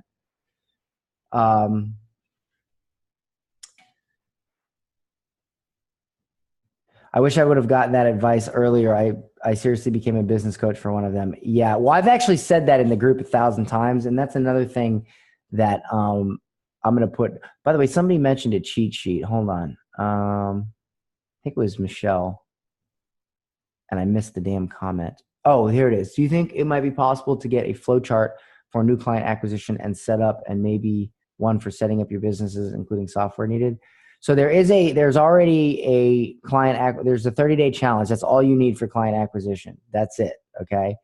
And then as far as getting your business set up, and we're putting together, so that's all in the lessons, but we are going to be putting together a flow chart.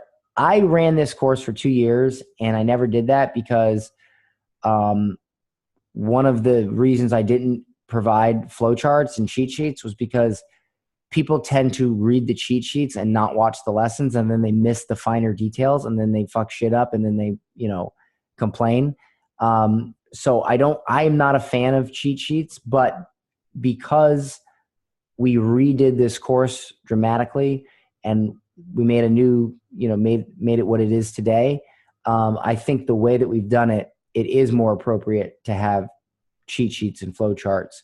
But we're going to keep them minimal because I really want you guys to watch the lessons. So they're going to be more flow charty than cheat sheet-y, I guess you could say, to encourage you to watch the videos.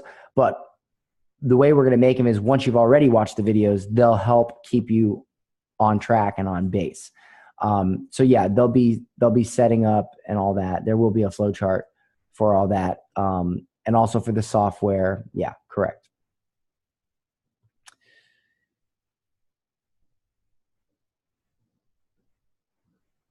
Awesome. Yeah, definitely watch the the letter. Yeah, well, that's what I'm saying. We're working on some cheat sheets to, again, the thing that's holding us up to get the last few materials in the course is the Facebook lead ad integration with Lead Owl, because that's like a huge portion of this. So I'm like, come on, Facebook, like hurry up. And as soon as that's done, like within 12 hours, we'll have everything good to go in the course. Again, my goal is to make this as easy as possible on you guys. I have a new client, Jim, and ran a traffic campaign that generated 18 link clicks, but no leads. How many link clicks without a lead becomes too much, and is it time to turn off the ad? 18 link clicks is not that much. You know, I mean, so a lot of you guys, you look at the wrong metrics, right? Like the question is like, how much have you spent and how many leads have you got?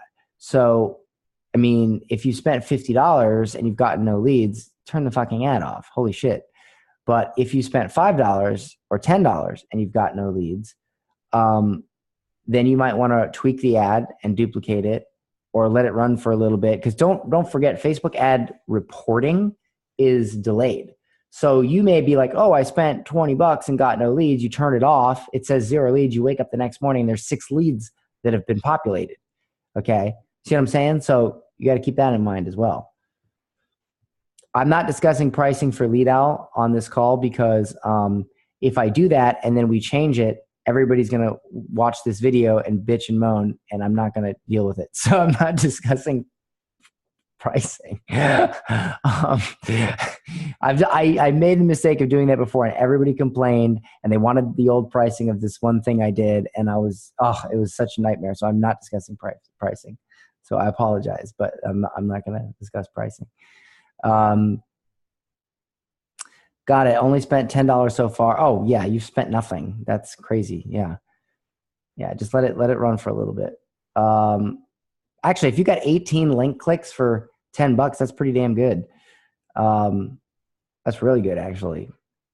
Split test your landing page at that point. Then split test your landing page. That's really good. Shit. Michelle says, tech issue for me. I get a warning when trying to play the Cairo walkthrough video and other video. It says something about a privacy issue and it can't be played. Well, we're fixing a bunch of weird techie stuff because, like I said, we're updating the site, so it could be that. But let me just check. Let me make sure it's not a Vimeo issue, because that could be it. Which was it? The Cairo walkthrough? Also, some of the menus in the course is going to be changing over the next few days, the look of it. So once again, guys, you know, bear with us while we are doing the new version of the course, and we're adding some bells and whistles. There we go, chiropractor client. All right, I'll check it right now. Ah, okay. I know what that is. All right, 1 second. I will fix that right now. Or I'll have somebody fix it right now.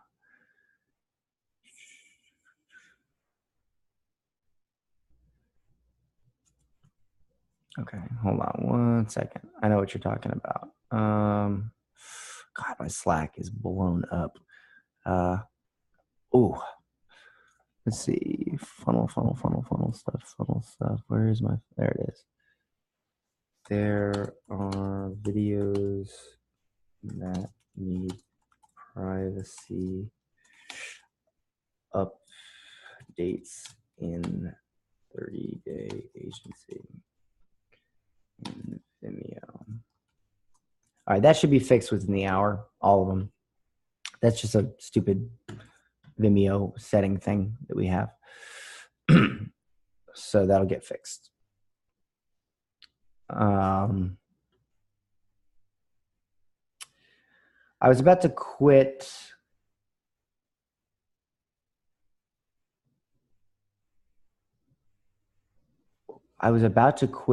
And I did ask for a refund, but I see that this is possible for me to do to quit my job with the side business of a spiritual online course. And now that I see that I can do this, I just want to be able to provide for my family as I am.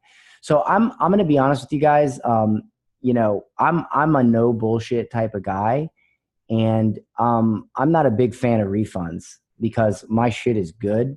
And 100% of the time that we have ever gotten a refund request is because somebody was too lazy to do the work, not because it didn't get results. So I'm not a fan of refunds. Like, I've often contemplating having a zero refund policy because it's, if my stuff wasn't that good, I'd be like, oh, okay.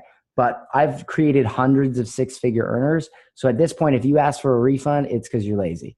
So, you know, bottom line. So here's the thing, guys. You know why I was poor for most of my life? Because I was lazy. People would tell me, hey, Dan, you should read the book 48 Laws of Power. And I'd be like, okay, I'll do that. And I never would, because I would rather go play pool or go drinking. And I would not learn this, not develop that skill, not do this, because I was fucking lazy. And one day I changed that about myself, and I read this book and that book and those books, and I became a massive success rapidly because I just stopped fucking around. So when I sell a product and I've poured my heart and soul into it to make it work for people, and they don't even go through the course, or they just watch a few modules and then they want a refund just because they're just like, oh, I don't want to bother with this, it infuriates me. So on my webinars, I always say, in order to get a refund, you absolutely have to put in the effort. You will not get one if you don't complete the course. Okay, I will fight you. I will send you to collections. I will do everything in my power to either make you pay or make you finish the course, because I absolutely have no, like because of how bad it hurt me, right? Like, my own laziness caused me to have a subpar life for so long. And I wish somebody would have been more stern with me. You know what I'm saying? Like, I wish somebody, instead of saying, hey, Dan, read this book, they would have went, Dan, read this fucking book. Because maybe I would have read it and other books sooner, and maybe I would have changed my life sooner. I'm 31 years old, and I could have been 21 and living a much higher quality of life. Like, guys, I remember sleeping in Lombard, Illinois. My heater went out, my furnace went out, and my landlord would not fix it all weekend because it was Friday night and it was a holiday. And so we went to Walmart and we bought 4 space heaters, and we made a circle with the space heaters. And it was, by the way, it was -50 with wind chill right at this time. And we sat in the middle of the circle, me and my girlfriend at the time, and we huddled together in the middle of the space heaters that we had to keep resetting them because they would overheat from working too hard, and to keep warm. And it was because my whole life, you know, just wouldn't take that step and do it. And so, you know, I've always told people, like, you gotta do it. You gotta put your head down and you gotta do it. And so, you know, when we've sold 3,000 copies of this program, meaning this and the old version.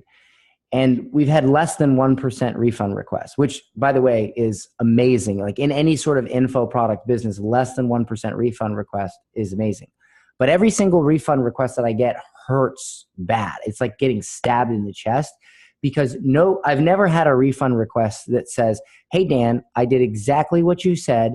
I followed each step. Here's the proof. It didn't work. I've never had that. Every single refund request I've ever had is, well, I decided I don't have time for this. Well, I decided I wanted to go on a cruise next week. Well, I decided that this wasn't for me because, you know, I really should focus on my my community college or whatever, right? And so I like, because I read that, it's like reading something that I would say years ago, and you know, it reminds me of how I was, and I constantly want to go back in time and slap the shit out of myself. So I just hope you understand where I'm coming from, like on my webinar, when I say I will give you a refund if you complete the course and you don't like it, but you have to complete the course. You have to go through each step and take action, because man, like, it's just like, if you do it, it will work, but you have to do it. And I wish, like, if I ever became a motivational speaker, I would probably talk about that somehow, because it just sucks, man. Because like I've had situations where like family members of mine needed an operation and they couldn't get it, and so they had bad things happen to them because they couldn't get a good doctor. And I'm a millionaire now, and if I was a millionaire then, I could have helped. And it I don't know, it sucks. It sucks because it really, I'm not gonna lie, it really happened really fast for me. I went from 0 to 3 million in a year, and it's because it was, all I had to do was do that before, and it would have been fine, and the same shit would have happened. So it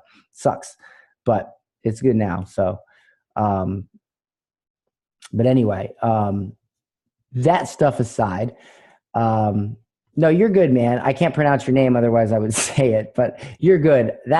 This is not the first time somebody has said that. So I'm just reiterating it because I want you guys, I don't care about 997, an extra 997 or losing 997 is not going to affect my life at all. It's not going to change my quality of life at all, but it will change yours. Okay. That's the point I guess I was trying to make.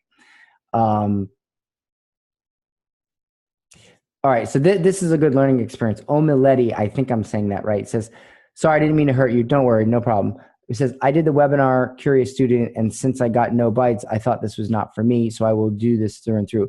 Guys, I clearly explained on the webinar that some of you will not get any bites, right?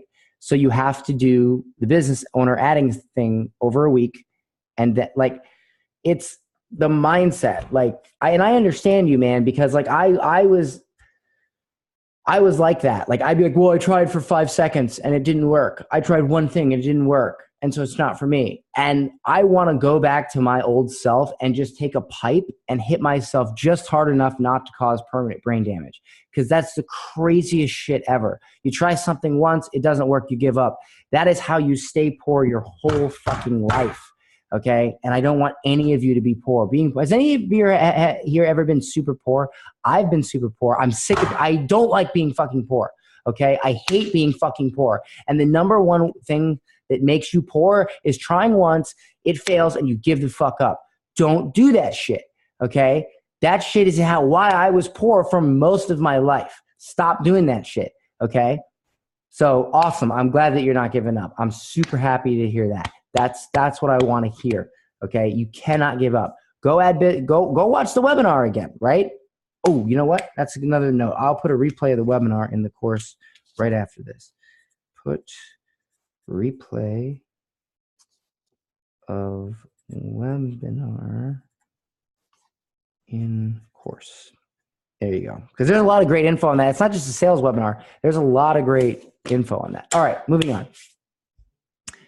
I've been adding business owners and commenting on their posts constantly. When do you do a live video? You suggest making a call to action at the end, or just, yeah, do live videos. You can do one a day, that's fine.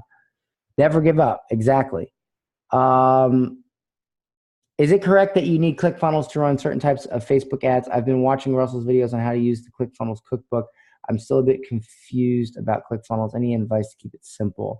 Okay, so was this Michelle that's asked that? Yeah. So you guys gotta understand, ClickFunnels is for a variety of things, right? I'm a huge ClickFunnels fan. My whole business is run on ClickFunnels. But if you are like, you gotta not get distracted by shiny object syndrome, because ClickFunnels can do so much that you start going through the training from ClickFunnels and you're like, oh my God, what do I do? I'm trying to keep everything simple for you guys. So the only thing you need to do with ClickFunnels if you're running something like you're running a conversion ad where you're saying, hey, go to this page, get this deal, and it takes them to another page. You can do that, or you can do a messenger ad, or you can do a lead form ad. Okay. Those are the three main ones I recommend. So Could you run a Facebook ad agency without ClickFunnels, with no funnels, with no website? Yes. If you just had Lead Owl and you did Lead Owl with lead form and you did messages, that's all you need. However, if you want to do any sort of other marketing stuff, like the more advanced stuff, like free plus shipping offers or webinars or any of that stuff, you must have ClickFunnels. Okay, you must have ClickFunnels. And as I explained, ClickFunnels and Lead Owl will have comparable pricing. Ideally, it's great to have both, but you could also have just Lead Owl.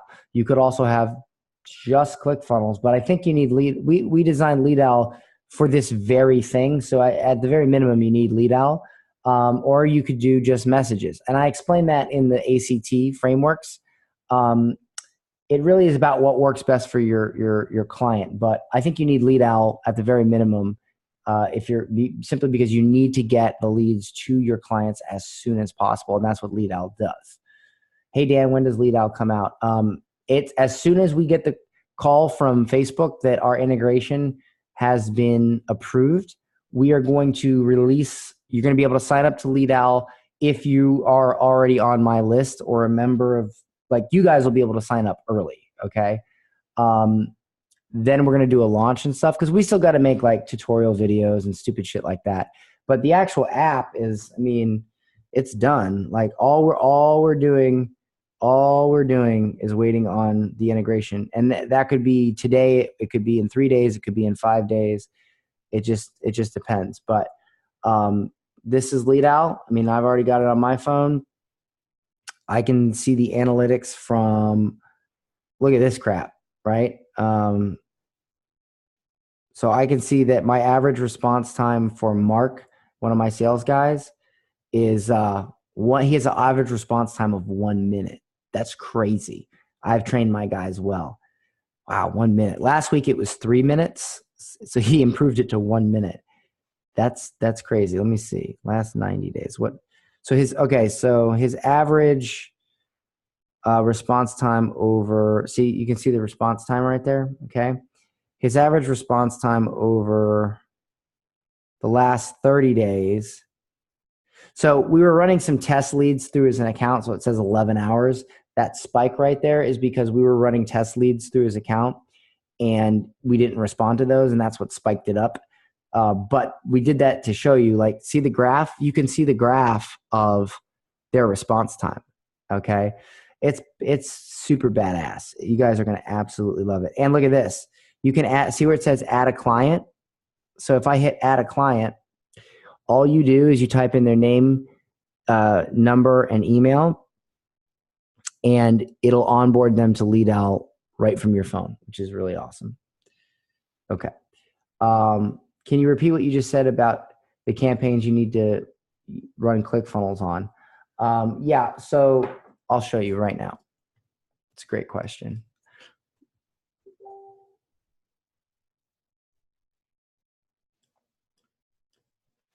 Let's do, well, you know, I'll just go into ClickFunnels.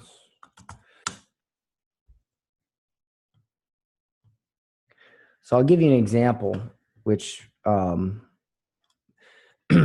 bottom line is some ads work better for other businesses. You know, I like to have all tools at my disposal. I like to have Facebook messages, Facebook lead ads with Lead Owl, and ClickFunnels. Now, if you're using ClickFunnels, you should be also using it with Lead Owl as well, because Lead Owl connects to ClickFunnels and gets the lead information over right away. I'll demonstrate for you right now. Would you guys like that? Would you guys like me to demonstrate Lead Owl with ClickFunnels right now? Yes? Okay, fantastic.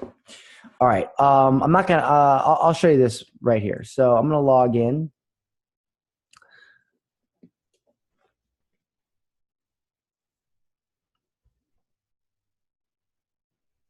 And you will see. Okay, 1 second. I'll share my screen as soon as I get it up here. Oh. Oof. Just went to the chiropractor. Okay. 1 second.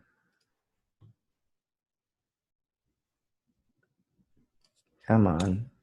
Internet's, whenever I'm on a Zoom call, the internet gets a little wonky. So just give me a moment. So let's see, ClickFunnels. So we're going to do the 2-step, and I'll show you the other one. So let me log in on my lead out as well. Beta login. And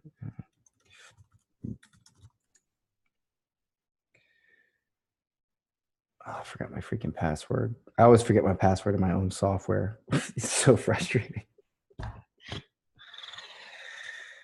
Oh, I remembered it. Fantastic. Okay. All right. So I'm going to go to my funnels here. All right.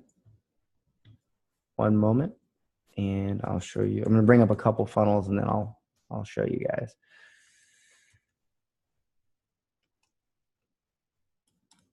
Okay. All right. So here we go.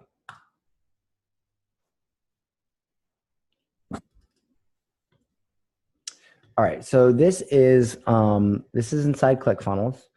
Okay. And this right here is, let me just show you what this looks like.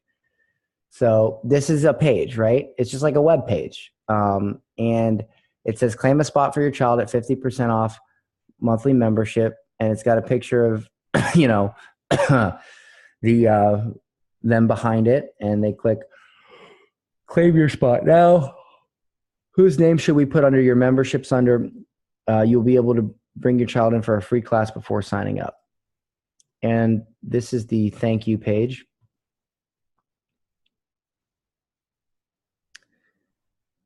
Want a free private lesson? Get a free class and a private lesson. If you call right now, I'll give you a free private lesson. Call this number and ask for Daniel. So that's all it is. It's a 2-step funnel. And, you know, in order to edit that, you just click on edit, and you go in and you're able to move things around. You know, it's a drag and drop editor. You know, you can change the image, you know, to whatever you want. Okay. And that's how you do that, right? So I'm going to show you, first of all, does everybody understand, like, you send traffic to this page. So you do an ad that pretty much says the same thing. You send traffic to this page. They enter their name, email, and phone number.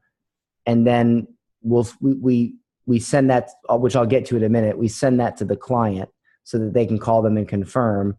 I mean, does everybody understand, like, the strategy there behind that? Let me know in the chat if you guys understand that. Oh, and by the way, I did this. This one's really cool. So this one actually converted. I think it converted better. I put a special ends in, and I put a timer, and it added some, you know, urgency. And so this actually ended up working better. So you can experiment with stuff like that. Does everybody get that? Yes? No, this is not an ad. This is a landing page. You don't create the ad in ClickFunnels. You create the ad in Facebook. This is the destination where the ad goes once they click on the Learn More button, right? So they see an ad on Facebook. They click on the Learn More button. They see this page. They click this button. They enter in their name and email and phone number. They click Secure My Spot. Then they see this page. And once they see this page, that's considered a conversion, okay? Yes, the urgency one does work really well. Yes. Okay. Now, in order to make sure that you have to create a custom conversion for this, which I'm gonna make a video for this. I'll use this funnel, but because if I make it now, then I gotta redo it anyway. But basically, well, you know what? Fuck it. I'll just do it. So in order for us to run a conversion campaign, we have to know when someone signs up, right? So in order for us to know when someone signs up, the only way we know that is if they hit this page, right? So what we want to do is we want to click on this button and go to this page. once we're on this page, we want to go up here and we want to copy the URL. All right. So this is the URL of the page that they go to when they are done, opting in. So in order to tell Facebook that they opted in, we copy this URL, we go back here, and we go to custom conversions, which is right here. We click on that.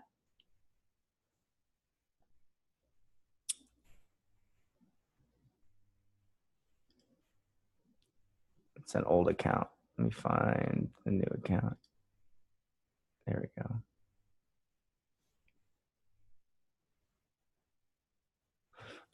Okay, so now what we do is we hit, oh, this is his new account. Hold on. Custom conversions. Okay, so what we would do here is we'd hit create custom conversion. We do website event. It says all URL traffic, right? So right here where it says URL, which URL is this, whatever's in your browser, you would hit contains and you would paste in the URL, okay? Now, what I like to do, now this will work, but just to be safe, what I like to do is I like to paste it in and I like to delete this prefix right here, okay? And I just hit delete and I keep it there. It just because I could explain the tech behind it, just trust me, just delete that prefix. So now I could call it like got 50% off voucher. And I can select lead as the category.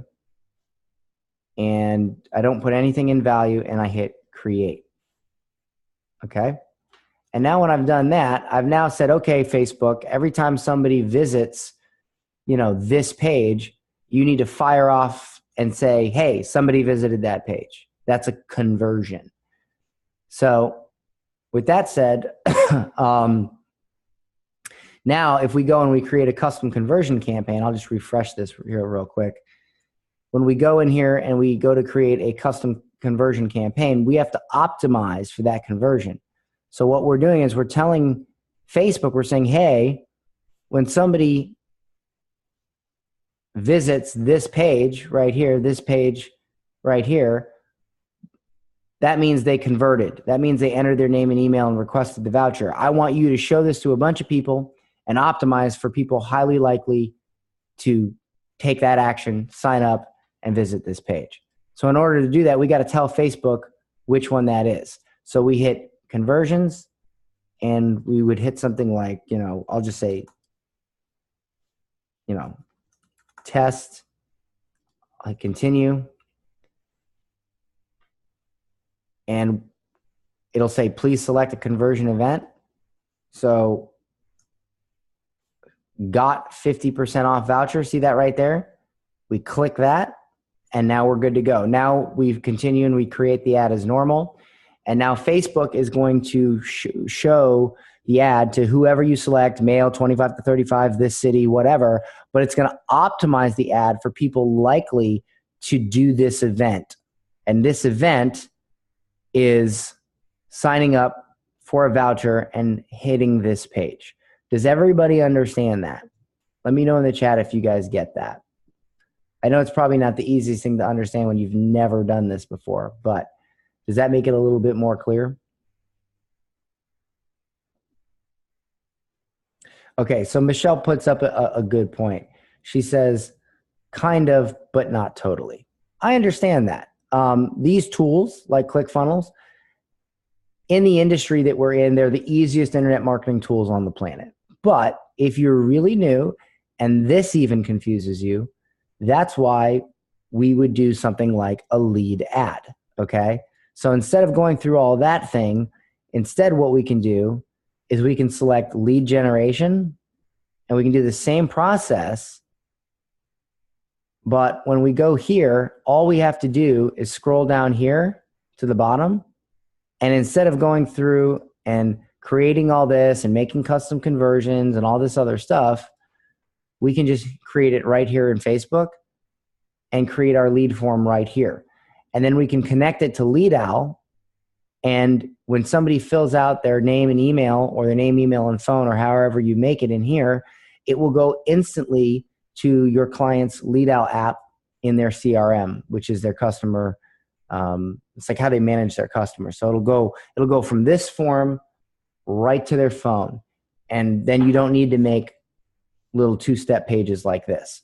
So if you're really, really new and you want to get rolling without having to learn a software like ClickFunnels, then this would be the easiest way.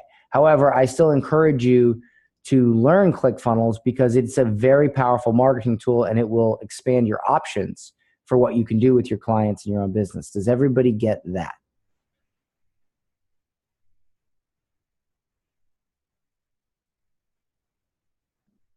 Michelle makes another great point. That seems like a better start for me. And that's why I'm including that and promoting that in this course, is because, you know, I'm trying to make this as easy as possible for newbies. And this process right here is the easiest way to start. Okay. And, you know, you guys will get better. You guys will get, you know, eventually you'll take off your training wheels and then you can start messing around with stuff like this. Does everybody agree that that's a good way to sort of approach this? Like, you know, you pick up your bike, you ride with training wheels, eventually you take the training wheels off, etc. And a lot of you might find that this gets you plenty of results and there's no need to even go to other options. But I mean, it just depends on you, your client, how you run your business. But I'm giving you some options. So, excuse me. Some of you already know ClickFunnels, so you're probably like, yeah, Dan, I know how to do that. But some of you might be, you know, surprised by it or confused by it.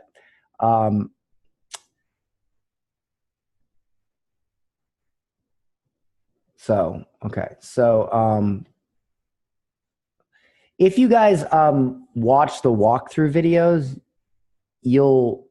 it's kind of hard to teach this stuff conceptually. It's easier to just walk through step by step and show you the steps when it comes to ClickFunnels.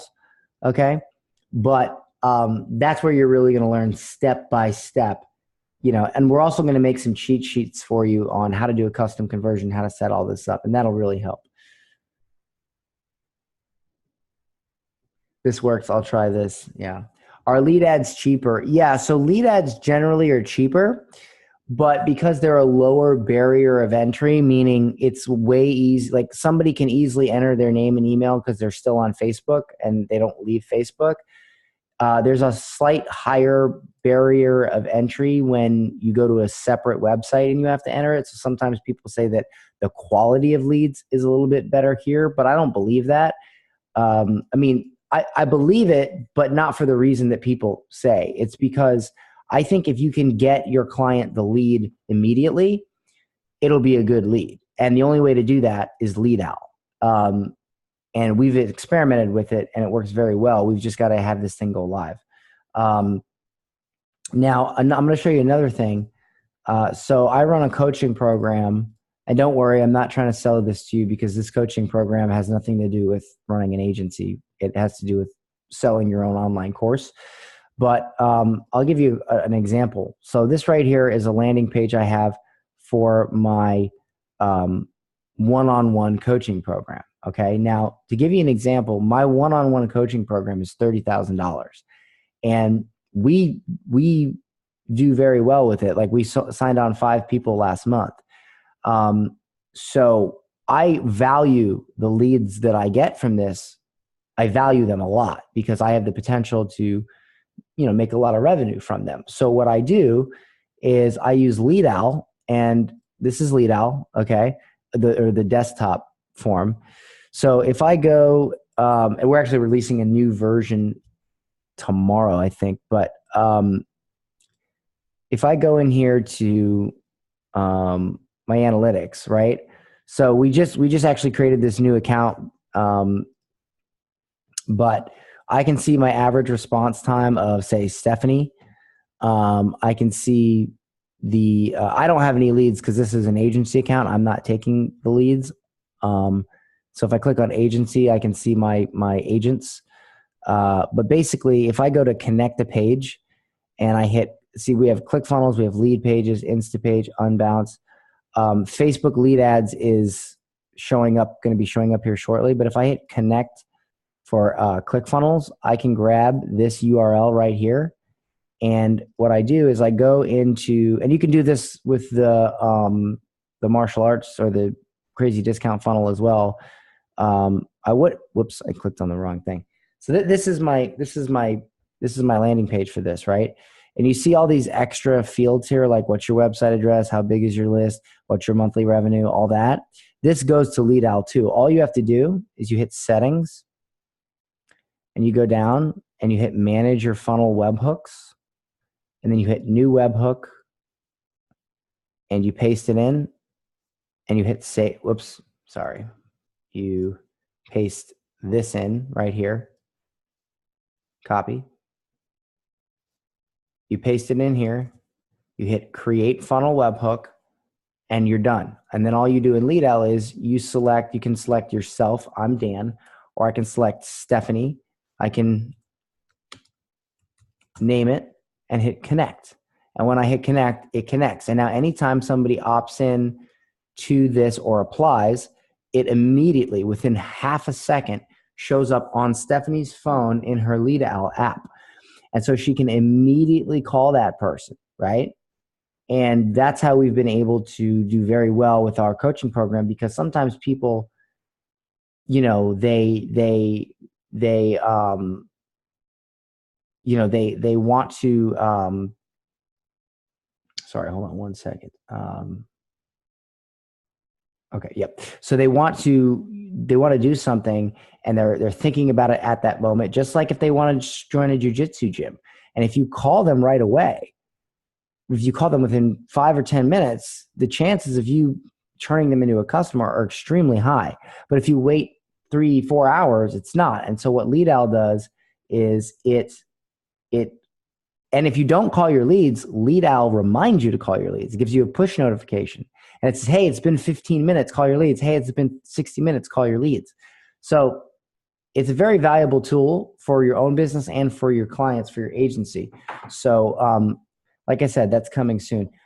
Patty, I'm not discussing pricing on the call, because if the pricing changes at some point and somebody watches a replay of this call, I don't want there to be whatever.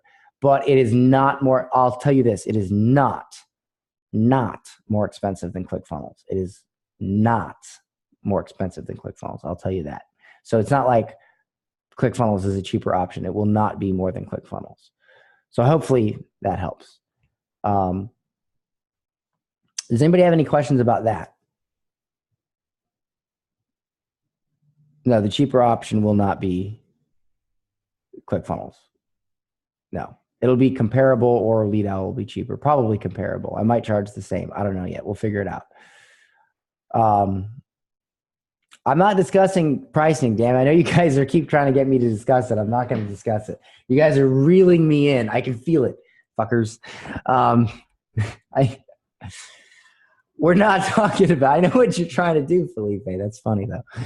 I didn't say less than CF. I said it wouldn't be more than CF. Maybe it's the same. I don't know. They don't really do the same thing, though, do they? No, they don't do the same thing, but you could accomplish the same goal with them. But now keep in mind, if you're trying to run webinars or cheat sheets or something like that, you definitely need ClickFunnels. So don't get it twisted. I'm a top ClickFunnels affiliate. Like, don't get me wrong. Like, I refer to people to ClickFunnels all the time. But again, you got to look at the context, okay? I don't want to confuse you guys. So that's why I don't want to talk about pricing and get into that web. I want to, we'll talk about that later. So as soon as it becomes active, you guys are going to get a full overview of everything Lead Owl can do and how to use it for your business, and how to connect it and how to do these lead ads. It's like any day now. So just like as soon as if I get the call in 10 minutes, it says Lead Owl's live on the Facebook ad platform, I will literally freaking publish the video immediately to the group and to the course, and you guys can be off to the races. But I know a lot of you get overwhelmed with things like ClickFunnels and conversions and customer conversions. So that's why I created Lead Owl, to make sure that you guys can get started without having to learn to be tech wizards. Okay. So we're just waiting on it. Okay. In the meantime, you can also do the messenger ads.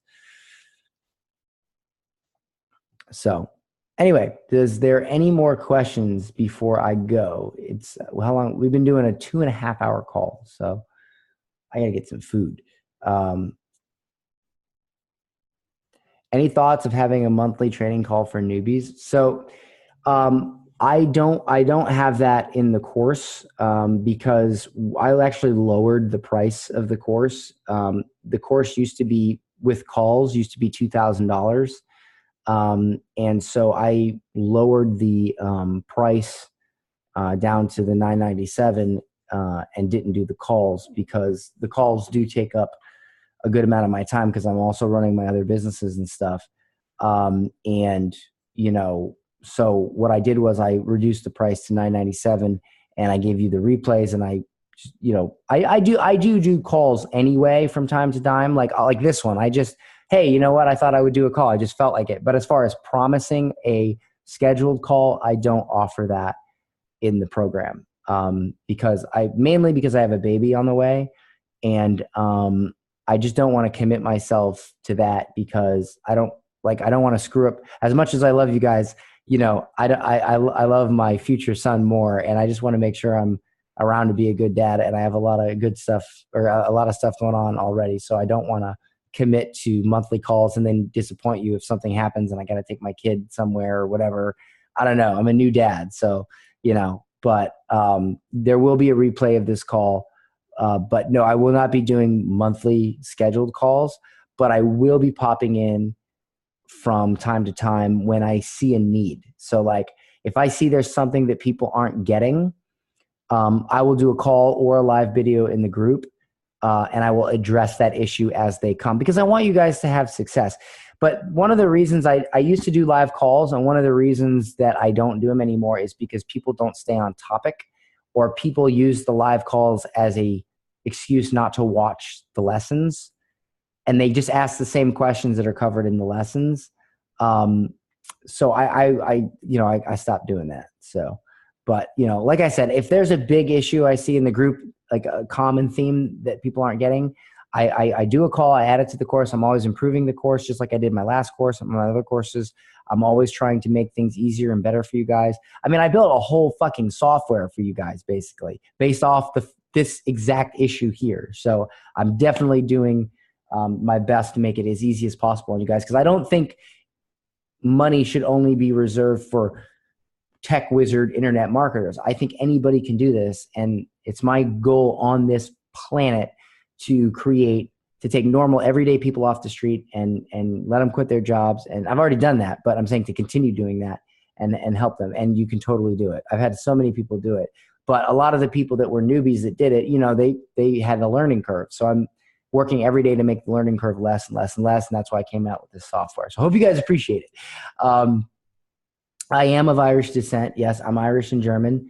I am of Irish descent. My grandmother's last name was, so my grandfather's last name was Scott, and my grandmother's last name was Patrick. And I thought that my grandfather was Scottish, but my mother said something about he's Irish, but then I'm like, why is his last name Scott? I don't know. Okay, whatever. Bruce and Hilal are doing good. Any moment he's going to come. So I'm a little nervous. I just want to get through the delivery safely. That's all I care about. As long as I get through the delivery safely, that's all I really care about. And then I'll worry about all the other stuff. So, you know, thank you, Patty. Thank you, Michelle. Great questions by Michelle, by the way. She should be a professional question asker. For real, seriously. You have like the best. Sometimes I get convoluted questions and I'm like, how do I answer that? But you have very good questions. So no problem. No problem. And don't worry, guys, I will be doing more calls. I like doing these calls, but I just don't like to be on a schedule. So keep your eyes peeled to the group, turn on notifications, because every once in a while I will do a call and help you guys out 100%. And also I'm going to be, you know, I'm listening to the issues you have and I'm creating stuff to help you out, flowcharts, scripts, stuff like that. So don't worry. Okay. All right, guys. See you later. Have a good one. Thank you. You're welcome. You're welcome. Awesome.